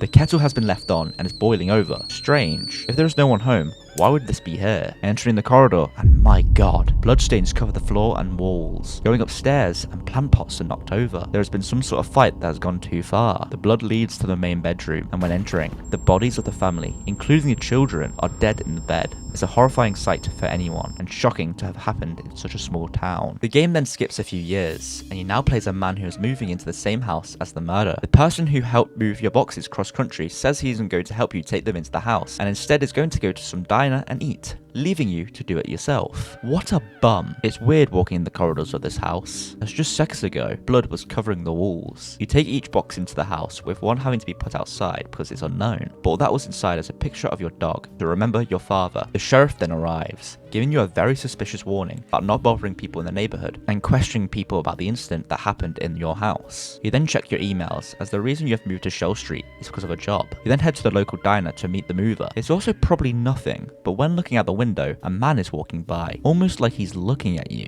The mover then drives you into town to your job so you can go greet the boss. You talk to him in his office, and again, when looking at the window, someone is outside, this time pulling up in a car and just sitting there, not getting out, and then just driving away. What is going on? Your boss tells you to take a flash drive to a cell tower and go fix it, but warns that if the panel isn't working, you're most likely going to have to climb the ladder to the top. Well, that's great. You head into the forest to get to the tower. The area is empty. No one can be seen nearby. Get into the tower and surprise, surprise, the power is off and you have to climb to the top. You grit your teeth and do it, even if you are scared of heights. Using your laptop, you activate the cell tower. Your boss then calls, telling you the tower is active, and as an apology for going out your way, he offers to pay for your food at the diner, so you eat some chocolate banana pancakes. However, when leaving, a car speeds off as soon as you get outside. Was that the same car that was looking for the window earlier? Who is stalking us? After a crazy day, you just head home and get some sleep. Unfortunately, you are woken up in the middle of the night, as your window has blown open, creating a lot of noise. Someone then knocks at your door. It's the middle of the night. Who could it be? Getting to the front door, and no one is there anymore. Strange. Then, when getting back to the bedroom, the window is open again. Is someone playing a prank? Or has someone tried to break in like years ago? You then go and try and find your pills as you think you are going schizo. And that is when cult-looking people appear in your back garden, watching you from outside.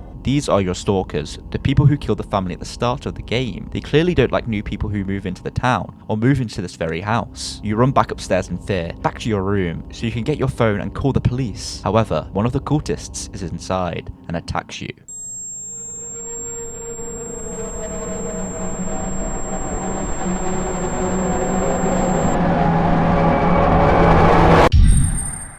Let's look at the psychological horror game, Why is Love? You may have had a crush on someone, a person you like who makes you happy every time you see them. You may admire them from afar, or even gather the confidence to ask them out. Unfortunately, they rejected you, crushed your heart, and made you feel like nothing. However, don't let this rejection consume you negatively. Sometimes, the person you like is not meant for you, and that is okay. There is someone out there who will love you the same way you love them. The game begins with our protagonist in his room getting ready for school. Ugh, I don't want to go to school. We then head to the kitchen to greet our mother and eat breakfast. Now getting to school, we say hello to our friends. Teacher's waiting for us. Let's go to class. After our lesson, we head outside for recess. One of our friends needs to wash his hands, so we go with him, which is a bit weird. This is where we see her, a girl who catches our eye, who we immediately fall in love with. Whoa, love. Girls, I think that guy right there was looking at me. Oh, I think he likes you. I mean, he's cute. You shouldn't trust him. He's kind of ugly too. Yeah, what Stephanie said is kind of right. You guys are right. I want to accept him. What a dream. When looking at our protagonist's face now, he's smiling from ear to ear. He's overcome with love. We then head to school to tell our friends how we have fell in love with this girl. Guys, I need to tell you something. I fell in love with this girl. Go tell her. Nah, bro, it's not that easy. If you don't tell her, I'll go tell her. Our protagonist is too shy to tell the girl he likes her, and instead goes to the bathroom, leaving Emilio alone. Someone who's very insistent on telling the girl we like about our crush. We take a dump and then head back to the playground. I told her. Emilio. Don't you worry, she told me she likes you back. Seriously? Talk to her tomorrow. Seems like her crush likes us as well. Well, that's good, isn't it? I really want to go to school now. Our protagonist is so happy because his crush likes him back. So you can go and ask her out and they can be together, right? We eat breakfast and then head to school. Come on, don't be shy, go tell her. You can do this. Okay. Hey. Hi. So from what my friend told you, do you want to talk so we can know each other and maybe be in a relationship? What? Not to hurt your feelings, but I don't want a relationship. But, no. But our friend said no.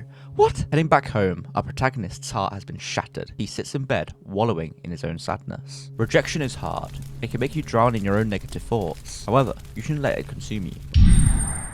Why would Emilio lie? Why would he do that? I mean, I would have treated her better than anyone else. Right? Waking up the next day, our protagonist isn't looking too hot. His hair is all over the place, as he's no longer taking care of his hygiene. The rejection has made him let himself go. We head to the kitchen to eat. I'm not hungry. Rejection can often lead you to stop taking care of yourself. You stop showering, stop eating, and the depression alone can take over your life. But you shouldn't let it consume you. It's not the end of the world, and things will get better. We still go to school, but we can't concentrate. I'll skip school. It's too boring. Ugh. They're chasing me. I know it. I must hide at the library. Our protagonist believes someone is out to get him, so he rushes to the library and hides under the desk. They are outside. I just know it. How did I sleep that much? Our protagonist then wakes up in the library as he has slept there overnight. This rejection is not treating him well. His mental health is deteriorating to the point that he will just sleep under a table, believing someone is coming to get him. I swear to God he was sleeping in the library. Damn, that girl really damaged him, I guess. Hey guys, I'm sorry for everything. Did you get over her, dude? Yes, I'm pretty sure I am. I need to go to the bathroom real quick. Our protagonist then heads to the toilet.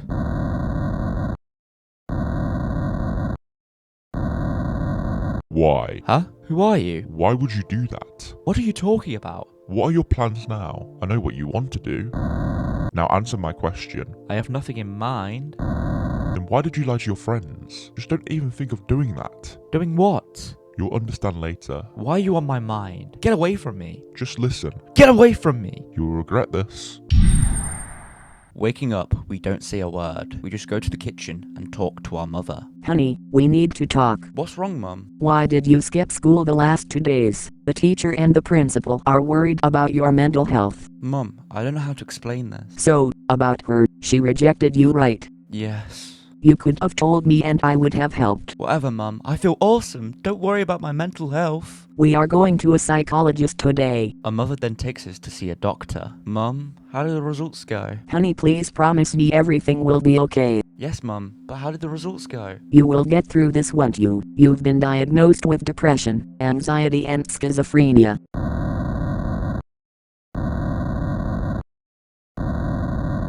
We have been diagnosed with depression, anxiety and schizophrenia. The rejection has hit us harder than most, causing us to have a down spiral, visualizing us murdering everyone at school. I told you. Just leave me alone. Think about it. Are these thoughts normal? No. Finally, you accepted it. Now you want to do it even though I told you not to do it the first time we met. As you said, I've accepted my fate. There's more things in life to worry about. But she deserves it. You were trying to convince yourself she was the perfect girl the first time you saw her, and now you're trying to convince yourself that she's the worst person in the world. You promised your mum everything will be okay, so why would you do it? I thought you wanted me to do it. Now do you really want to accept that fate? No. Then stop having these thoughts and fix everything. We are starting to go insane. After being diagnosed with a lot of mental illnesses, we now have a very disturbing smile on our face. Going to the kitchen, our mother looks very sad, as knowing her son has these mental illnesses is heartbreaking for her. Hey Mum, why do you look sad? Just look at you. What happened? Your hair, your face.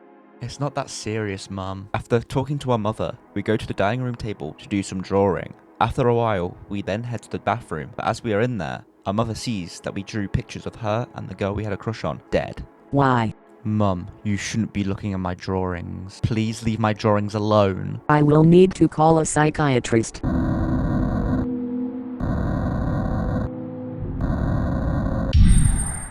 I am not going to any psychiatrist. Why is love? Everything is grey, and our hair now droops over our face as we haven't showered in days and it is full of grease. We slowly make our way to the kitchen and grab the knife that is laying on the kitchen counter. Must go to Mum's room. Getting to our mother's room, she is sleeping in the bed. I'm sorry, Mum. The girl we had a crush on then goes to school and finds out that it has been closed for the day because we murdered our own mother in a schizophrenic episode. She goes home and cries in bed. She blames herself. She sees it as her fault because she rejected us. She only refused to date us because of the peer pressure of her friends.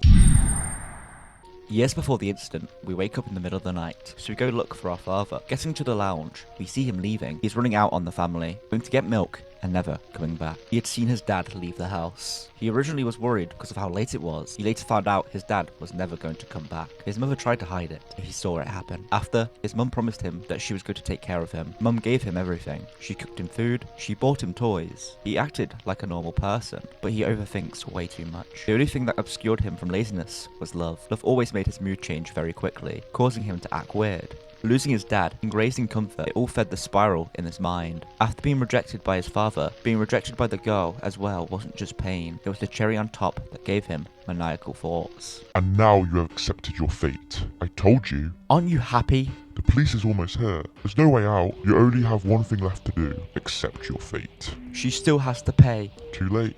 You just ruined your life and didn't get what you wanted. You are pathetic. I can still live my life like normal. You're just over-exaggerating. I'm surprised you still think you can fix it. Look who arrived. But I still need to get my revenge on her. We can now find the protagonist in a mental hospital, locked in an isolation room for his and everyone else's protection. Yesterday, they sent you to this asylum, but you still had some serious mental issues. Sometimes you talked alone. Sometimes you showed serious schizophrenic episodes. Your mother survived the attack and was diagnosed with depression as her own son tried to murder her, but you still had one thing in mind. You want to get revenge on her. 3 years later, you had a heart attack due to the stress of one of your episodes. We now see the people close to us surround our grave. Sometimes love isn't good, but the way you handle it is the way it turns out. It doesn't matter if you get rejected, life continues. Remember to put yourself over everything else, as you are valuable. The girl we liked then finally says her last goodbyes. I'm sorry, her. I thought love would fix me, but my mind was a maze of emotions. A maze that I couldn't escape. I couldn't see it. I only saw your smile, without knowing what was behind it. They locked me in a cage, where I needed to be. It was necessary for both of us. I rejected you for the pressure of my friends, but I ended up losing you anyways. Don't blame yourself. My mind was already cracked. Your voice caused the final crack. I miss you. Every time I get this feeling, I tear up. You can find someone better. Promise me you'll get over this. Let that be my peace. I guess this is goodbye. Just one more thing. They both then share a hug. Rejection from anybody will always be hard, but don't let it impact you negatively to the point where it affects you mentally. You are worth everything, so don't let other people cause you pain. It's time to look at the game DEX'S Party. Everyone needs friends. People you could depend on, who care for you. However, what could happen if you had no one? You tried to invite people to your birthday party and no one came. No one cares about you. That would feel awful, right? It seems my birthday will be soon. The game begins in Dex's room. He's getting ready for his birthday in a few days. I should invite my friends to the party. Dex looks so happy. He can't wait to invite everyone to his birthday, but I wonder why there's medication on his desk. Hi Bob, are you coming to my birthday? Oh hi Dex, my son has a performance. I don't know if I can make it. Oh, hi fellas, are you coming to my birthday? Hi Dex, sorry, but we have an anniversary, so we probably won't make it. Whatever. Hi friends, would you like to come to my birthday? Oh my god Dex, why do you call us friends? Because I thought you guys were my friends. Don't know Dex, I will be busy. I will figure out the invitation. Well, nobody can come to my birthday. Literally no one in town wants to come to our birthday. They all for some reason have the perfect excuse. Does no one care? I mean, we can always ask the homeless man behind the house. Are you kidding, little bro? Well, I guess not then. Why does no one want to come to our birthday? Are these people even our friends? We even tried to ask our best friend. I'm sure they'll come.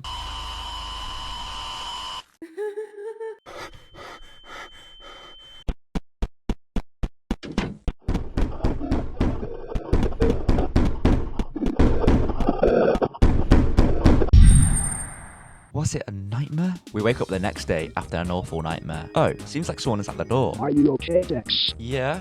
Why are you asking? Don't you remember? No. Well, I was doing my things, then you suddenly appeared. I was expecting for you to say hello, but then you started screaming very loud, and then you fell on the floor. I was so scared. I'm so sorry about that. It's been happening a lot lately. Anyways, would you like to come to my birthday? I have some things to do, but you know what? Maybe during the evening.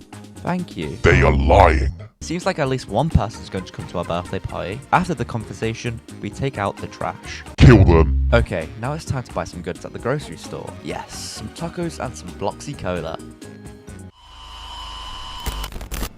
Everyone's sick of you. Loser. You are miserable. Stupid.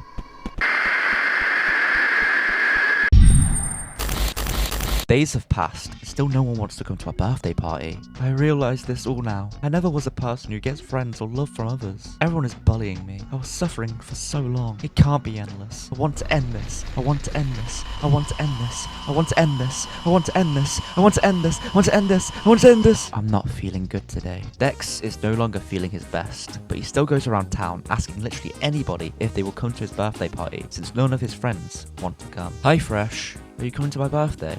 Hello? Get out of here, Dex. Stop bothering me. How bloody rude of you. Wait, is this guy trying to look through this person's window? Hi Gil, are you ready for my birthday? Be quieter, Dex. Huh? Are you spying on someone? None of your business. Now get out or else I'm going to punch you. What the helly? Why is everyone so mean to us? What did we do to deserve this hate? I want to hang out with these guys, not freaks like you. Well, it seems like we are going to have only one friend that will come to our party, so we head to the store once again and get us some birthday party supplies. Then we head home, and wow, is that a present for me? Looks like someone did remember our birthday and cares. Opening it, and there is a knife. Hello, Dex. Sorry, I can't come to your birthday. I know you like collecting knives, so here is my gift. Yay! Today is my birthday! It's finally Dex's birthday, and he's so excited. He can't wait for everyone to come to his party and celebrate with him. As he waits for all his friends to arrive, he plays on his computer. He waits for minutes, and those minutes turn into hours and hours and hours. I'm tired. It's gotten very late, and no one has shown up. No one came, so Dex decides to go and try and re-invite everyone. Kill them. Kill them. Kill them. Kill them. Kill them. Kill them. Kill them. He heads to his neighbor's house. Huh? Who's at the door?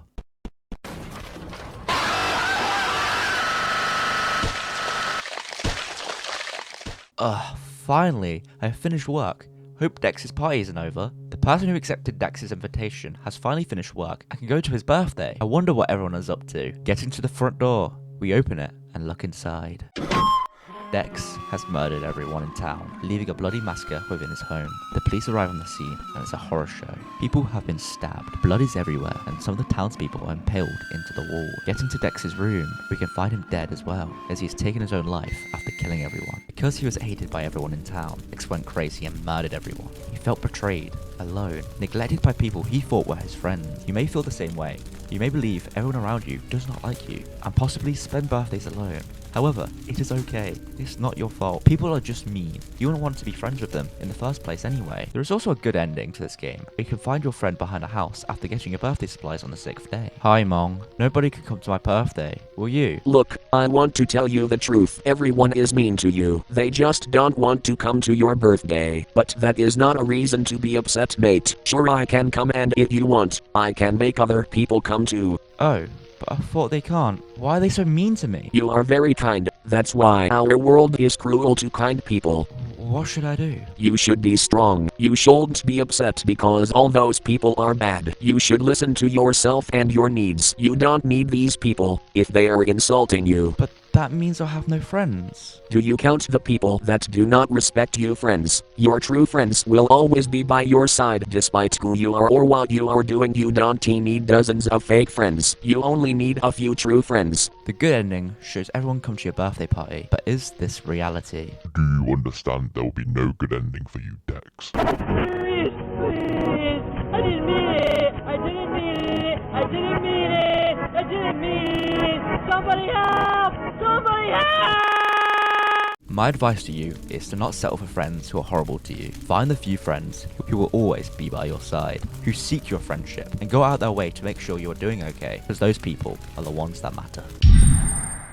Next up is My Skin is Rotting. This game looks into the tragic reality a lot of the people in the LGBT community may face because of unneeded hatred by others. The game begins in the protagonist's room. Her name is Sylvia, and they start to explore, admiring the different things that make up who they are as a person. In their closet, there are cosplays as she likes to dress up as different characters. Other people call her cringe for engaging in this hobby. It's one of her passions that she is proud of. You shouldn't stop doing something that you love because other people shame you for it. We also learn that Sylvia is a very intelligent person. She is fluent in Russian and is very good at the guitar. Even though she is good at these things, she doesn't enjoy it that much. She only does them to please her father. Going to the lounge, we can overhear a conversation he is having with our friend Vivian's mother. Our dad is glazing us, saying how much of a smart and good person we are, as Vivian's mother is clowning them for being lazy. She wishes her son was more like us. It's unfair for both Sylvia and Vivian. Vivian's mother doesn't love them for who they are and instead shames them to her friends, whilst our dad is using us as an example to show how a kid should act. However, we are forced to act this way, because if we don't, who knows what our father would do to us. We then talk to our dad, who makes sure we had a lot of sleep as he doesn't want us collapsing in school again. We probably collapsed because we are overworking ourselves in our studies to please him. We then tell our father we aced our exam, which of course he is proud of, and then we head to school. In the hallway, we overhear a conversation two bullies are having about our friends Hugo and Vivian. They are being mean, saying how Hugo is a teacher's pet, and Vivian is a sicko who doesn't have a face her mother should love because of all this acne. It's horrible the things they are saying. No one wants this stuff said about them. They see we are listening to their conversation, tell us to go back to the kitchen because we are a woman. The blatant misogyny towards us is despicable. We then head to class, but ask to go to the bathroom. Our teacher agrees, but tells us not to stay in there for an hour like last time, which we respond saying it was due to cramps, which she doesn't sympathize with. Clearly she's getting cramps due to her period, but our teacher does not care one bit. There is also a girl in the classroom named Kira, someone who we have a crush on. The reason we haven't told her yet is because we don't want to make her life harder. She has two dads, which is looked down upon in this community. Going to the bathroom,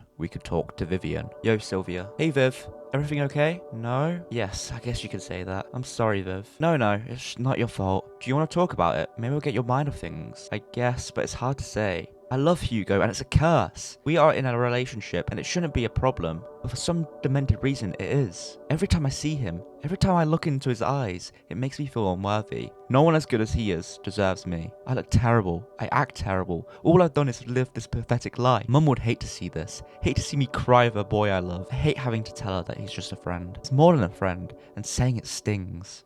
Sylvia, please, don't tell anyone, especially my mum. She'll kill me. Vivian is ashamed of himself. He has to keep his relationship a secret, a relationship he believes he doesn't deserve as he sees himself as pathetic. His life is in ruins. We then head to the park and meet Kira. We ask her to be our girlfriend, which she accepts. However, she tells us to keep it a secret, as people feel off when it comes to two girls or two boys being in a relationship. We sadly say okay. It's awful having to keep something like this a secret, just so we feel safe around other people who may want to do us harm because we like the same gender romantically. Getting home, we overhear another conversation our dad is having with Vivian's mother. He's still saying how much of a good child we are, when she is shaming our friend. He also suggests that Vivian's mother go through his phone to see what he's keeping from her, which is a major invasion of privacy. Going to bed, we have a nightmare. We walk through a hallway of belts and bottles. This symbolizes how our father is actually abusive. The reason why we are so academically smart is because if we don't perform well, our father would beat us. To prevent ourselves from being punished, we study hard. Now getting to school the next day, we can find missing posters of Vivian. Because of the phone call last night, their mother went through their phone and found out about his relationship with Hugo. This caused him to run away from home. We can find Hugo upset as he has lost his boyfriend, and the girl standing next to him, Vicky, is trying to ask him out, ignoring the fact that he's gay. And even so, trying to start a relationship with someone who has just lost their boyfriend is horrible. We also find Kira crying as she misses her friend. She is the one putting up the missing posters, but other people are writing horrible things over them as they hated Vivian. It's just terrible. Kira also believes the disappearance is her fault, but we tell her not to hold herself accountable. It's nobody's fault beside the bullies and his own mother, who shame him for who he is. Everyone, including you, should be accepted for who they are. You may be different from others, but that is great. It makes you unique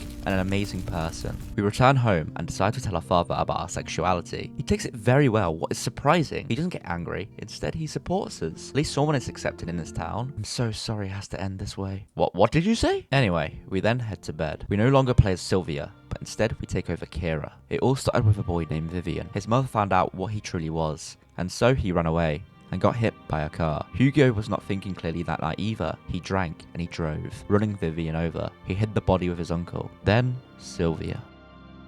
Why do people look at us like we don't deserve to live? None of them reached adulthood, and most of them died in the same year. Their bodies were never even found. It's all because people did not see them for what they truly are. Only the disgusting versions of them planted in their head. Now there is a side door we can enter. It has Sylvia's body rotting on the sofa. She was murdered by her father in her sleep because he didn't actually support that she was gay, so he killed her. He didn't want that type of person in his house. Kira then picks up a gun and takes her own life.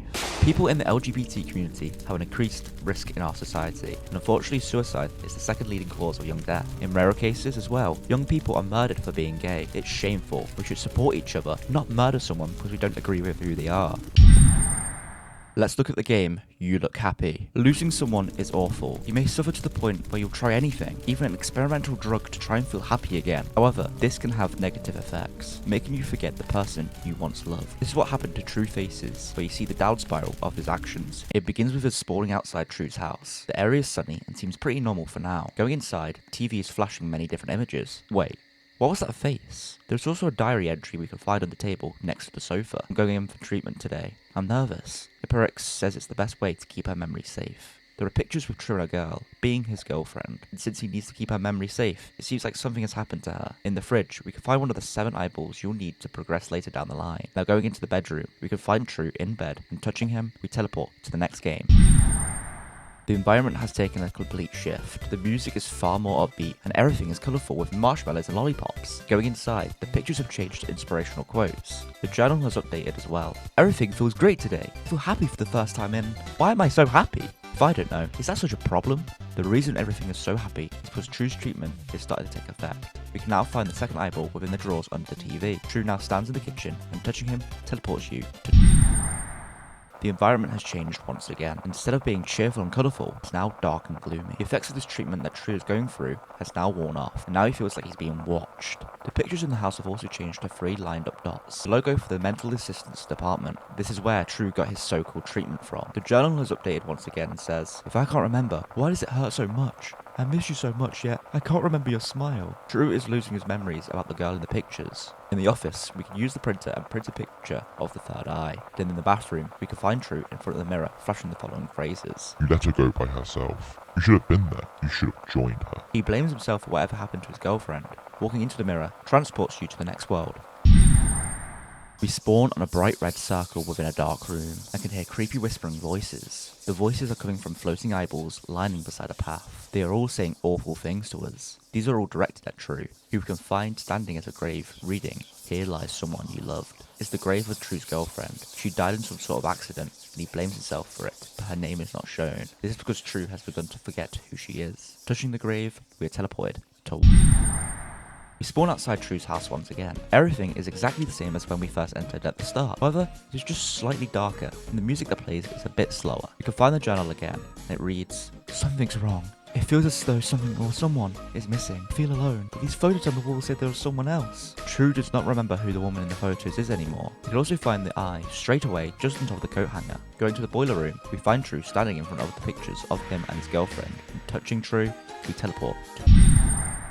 Back outside the house, it is now a bit darker, and the music has slowed even more. The journal reads, "Was she important? She must have been. I feel the hole she left behind. I feel the guilt of her death, the heartache, the sorrow." True still has feelings about his girlfriend's death, but he no longer remembers who she is. If we go to the bathroom and flush the toilet, we can retrieve the fifth eyeball. The photograph that we saw True looking at is now laying on the floor. This happens to every picture that we see True looking over from now on. If we proceed to the bedroom, he is standing over another photograph, and touching him, we go to the next world. We spawn outside the house once again, with everything becoming a lot darker, and the music becoming very slow, and now just disturbing. The journal entry has been updated again. "Who are you? Why can't I remember? You were important. Do we have plans? It's not just you. I feel as though I've lost everything. Give it away." If we go to the bathroom again, but this time turn the shower on, we can pick up the sixth eyeball. After, we find True in the garage, standing over another picture, teleporting us to... The journal again has been updated. "Who are you? Who are you? Who are you? Who are you? Who are you? Who are you? Who are you? Who are you? Who are you? Who are you?" The atmosphere has also reached its darkest point, with it being the darkest it has ever been, and the music is now slowed completely. True is at its lowest point, no longer being able to remember his girlfriend. His memories have been fully erased. He knows that this woman was dear to him, but knowing that he can't remember her breaks his heart. If we open the oven, we can find the last eye, and then find True standing over another photo. We are teleported to...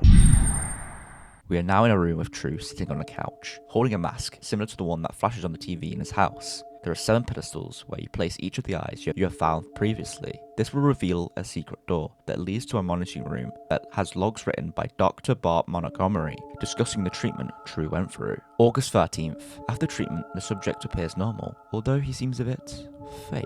Further observation required. August 14th. Subject appears unnaturally cheerful today. This may indicate that Cure 49 is a success. Further observation required. August 15th. Subject has crashed. He spends hours looking into the mirror and seems obsessed with photos of the deceased. August 16th. Things have settled down somewhat, although the subject has taken to holding a post-it note with him at all times. August 17th. The subject's behaviour is alarming. Iparix tells me that this is typical of shells, and I shouldn't worry, but I feel this is inhumane. August 18th. Subject is extremely upset. He hides photos because he can't bear to look at them, and then spends hours searching for them again. August 19th. After extended observation, it is clear to me that Cure 49 is not a success, and recommend that it be discontinued. Between the days of the 13th and 15th, True went through treatment taking an experimental drug named Cure 49. This is why he stated to see everything in its more happier form. It was an antidepressant making him cope with the death of his girlfriend. However, the treatment was unsuccessful as the effects were very short and caused even worse withdrawal symptoms. The days after the treatment showed True becoming drained from Cure 49 as his happy memories were extracted from him. He forgot about his girlfriend. He now gets sent to the world. We spawn in another room with True in front of us looking in the mirror. Talking to him, a string of numbers is said that translates to, "What's wrong with my reflection?" He doesn't seem to recognize the man he sees in the mirror anymore. If we then click on one of the lights hanging from the ceiling, it will reveal a secret room behind a painting. Here we can retrieve a hammer, which we use to smash the mirror, letting us pass through. If we then enter the back door, we go to the final puzzle of True's story. Here we spawn next to a white pillar that encases something within. We can also see signs that are numbered from 1 to 4 with True's house behind each one. We obviously start with house 1 and need to find one of the pictures that True took down from the wall. We can find it at the back of the truck within the garage. Clicking on it will remove one of the walls from the white pillar. We then find the rest of the pictures at each house. Before the game was updated, this section was a lot darker, as it saw you finding items that True used to try to take his own life, such as a shotgun or a noose. The loss of True's girlfriend almost led him to end his own life. After finding them all, the white pillar reveals True, who we can interact with and get sent to True. We find True in an office, and red numbers above that translate to, "I'm sorry, darling. I said yes, my memories of you will be immortal, but I won't hold them with me." True agreed to go for an experiment that will remove the happy memories of his girlfriend from his mind, so he can move on with his life and no longer be miserable. But as we know, there are consequences. This whole story is part of an overarching myth known as the Mental Assistance Department. It is very sad and sees the creator True Faces lose the memory of the woman he loved after she unfortunately passed away. The memories almost led to him taking his own life, so he started to take drugs which started off very well but had side effects and made his depression even worse, and eventually lose the memory of the person he loved the most. Thanks for watching. If you enjoyed this video, please consider subscribing. If you've got any other game recommendations, join the Discord and let me know. Keep on living, have a damn good day, and bye for now.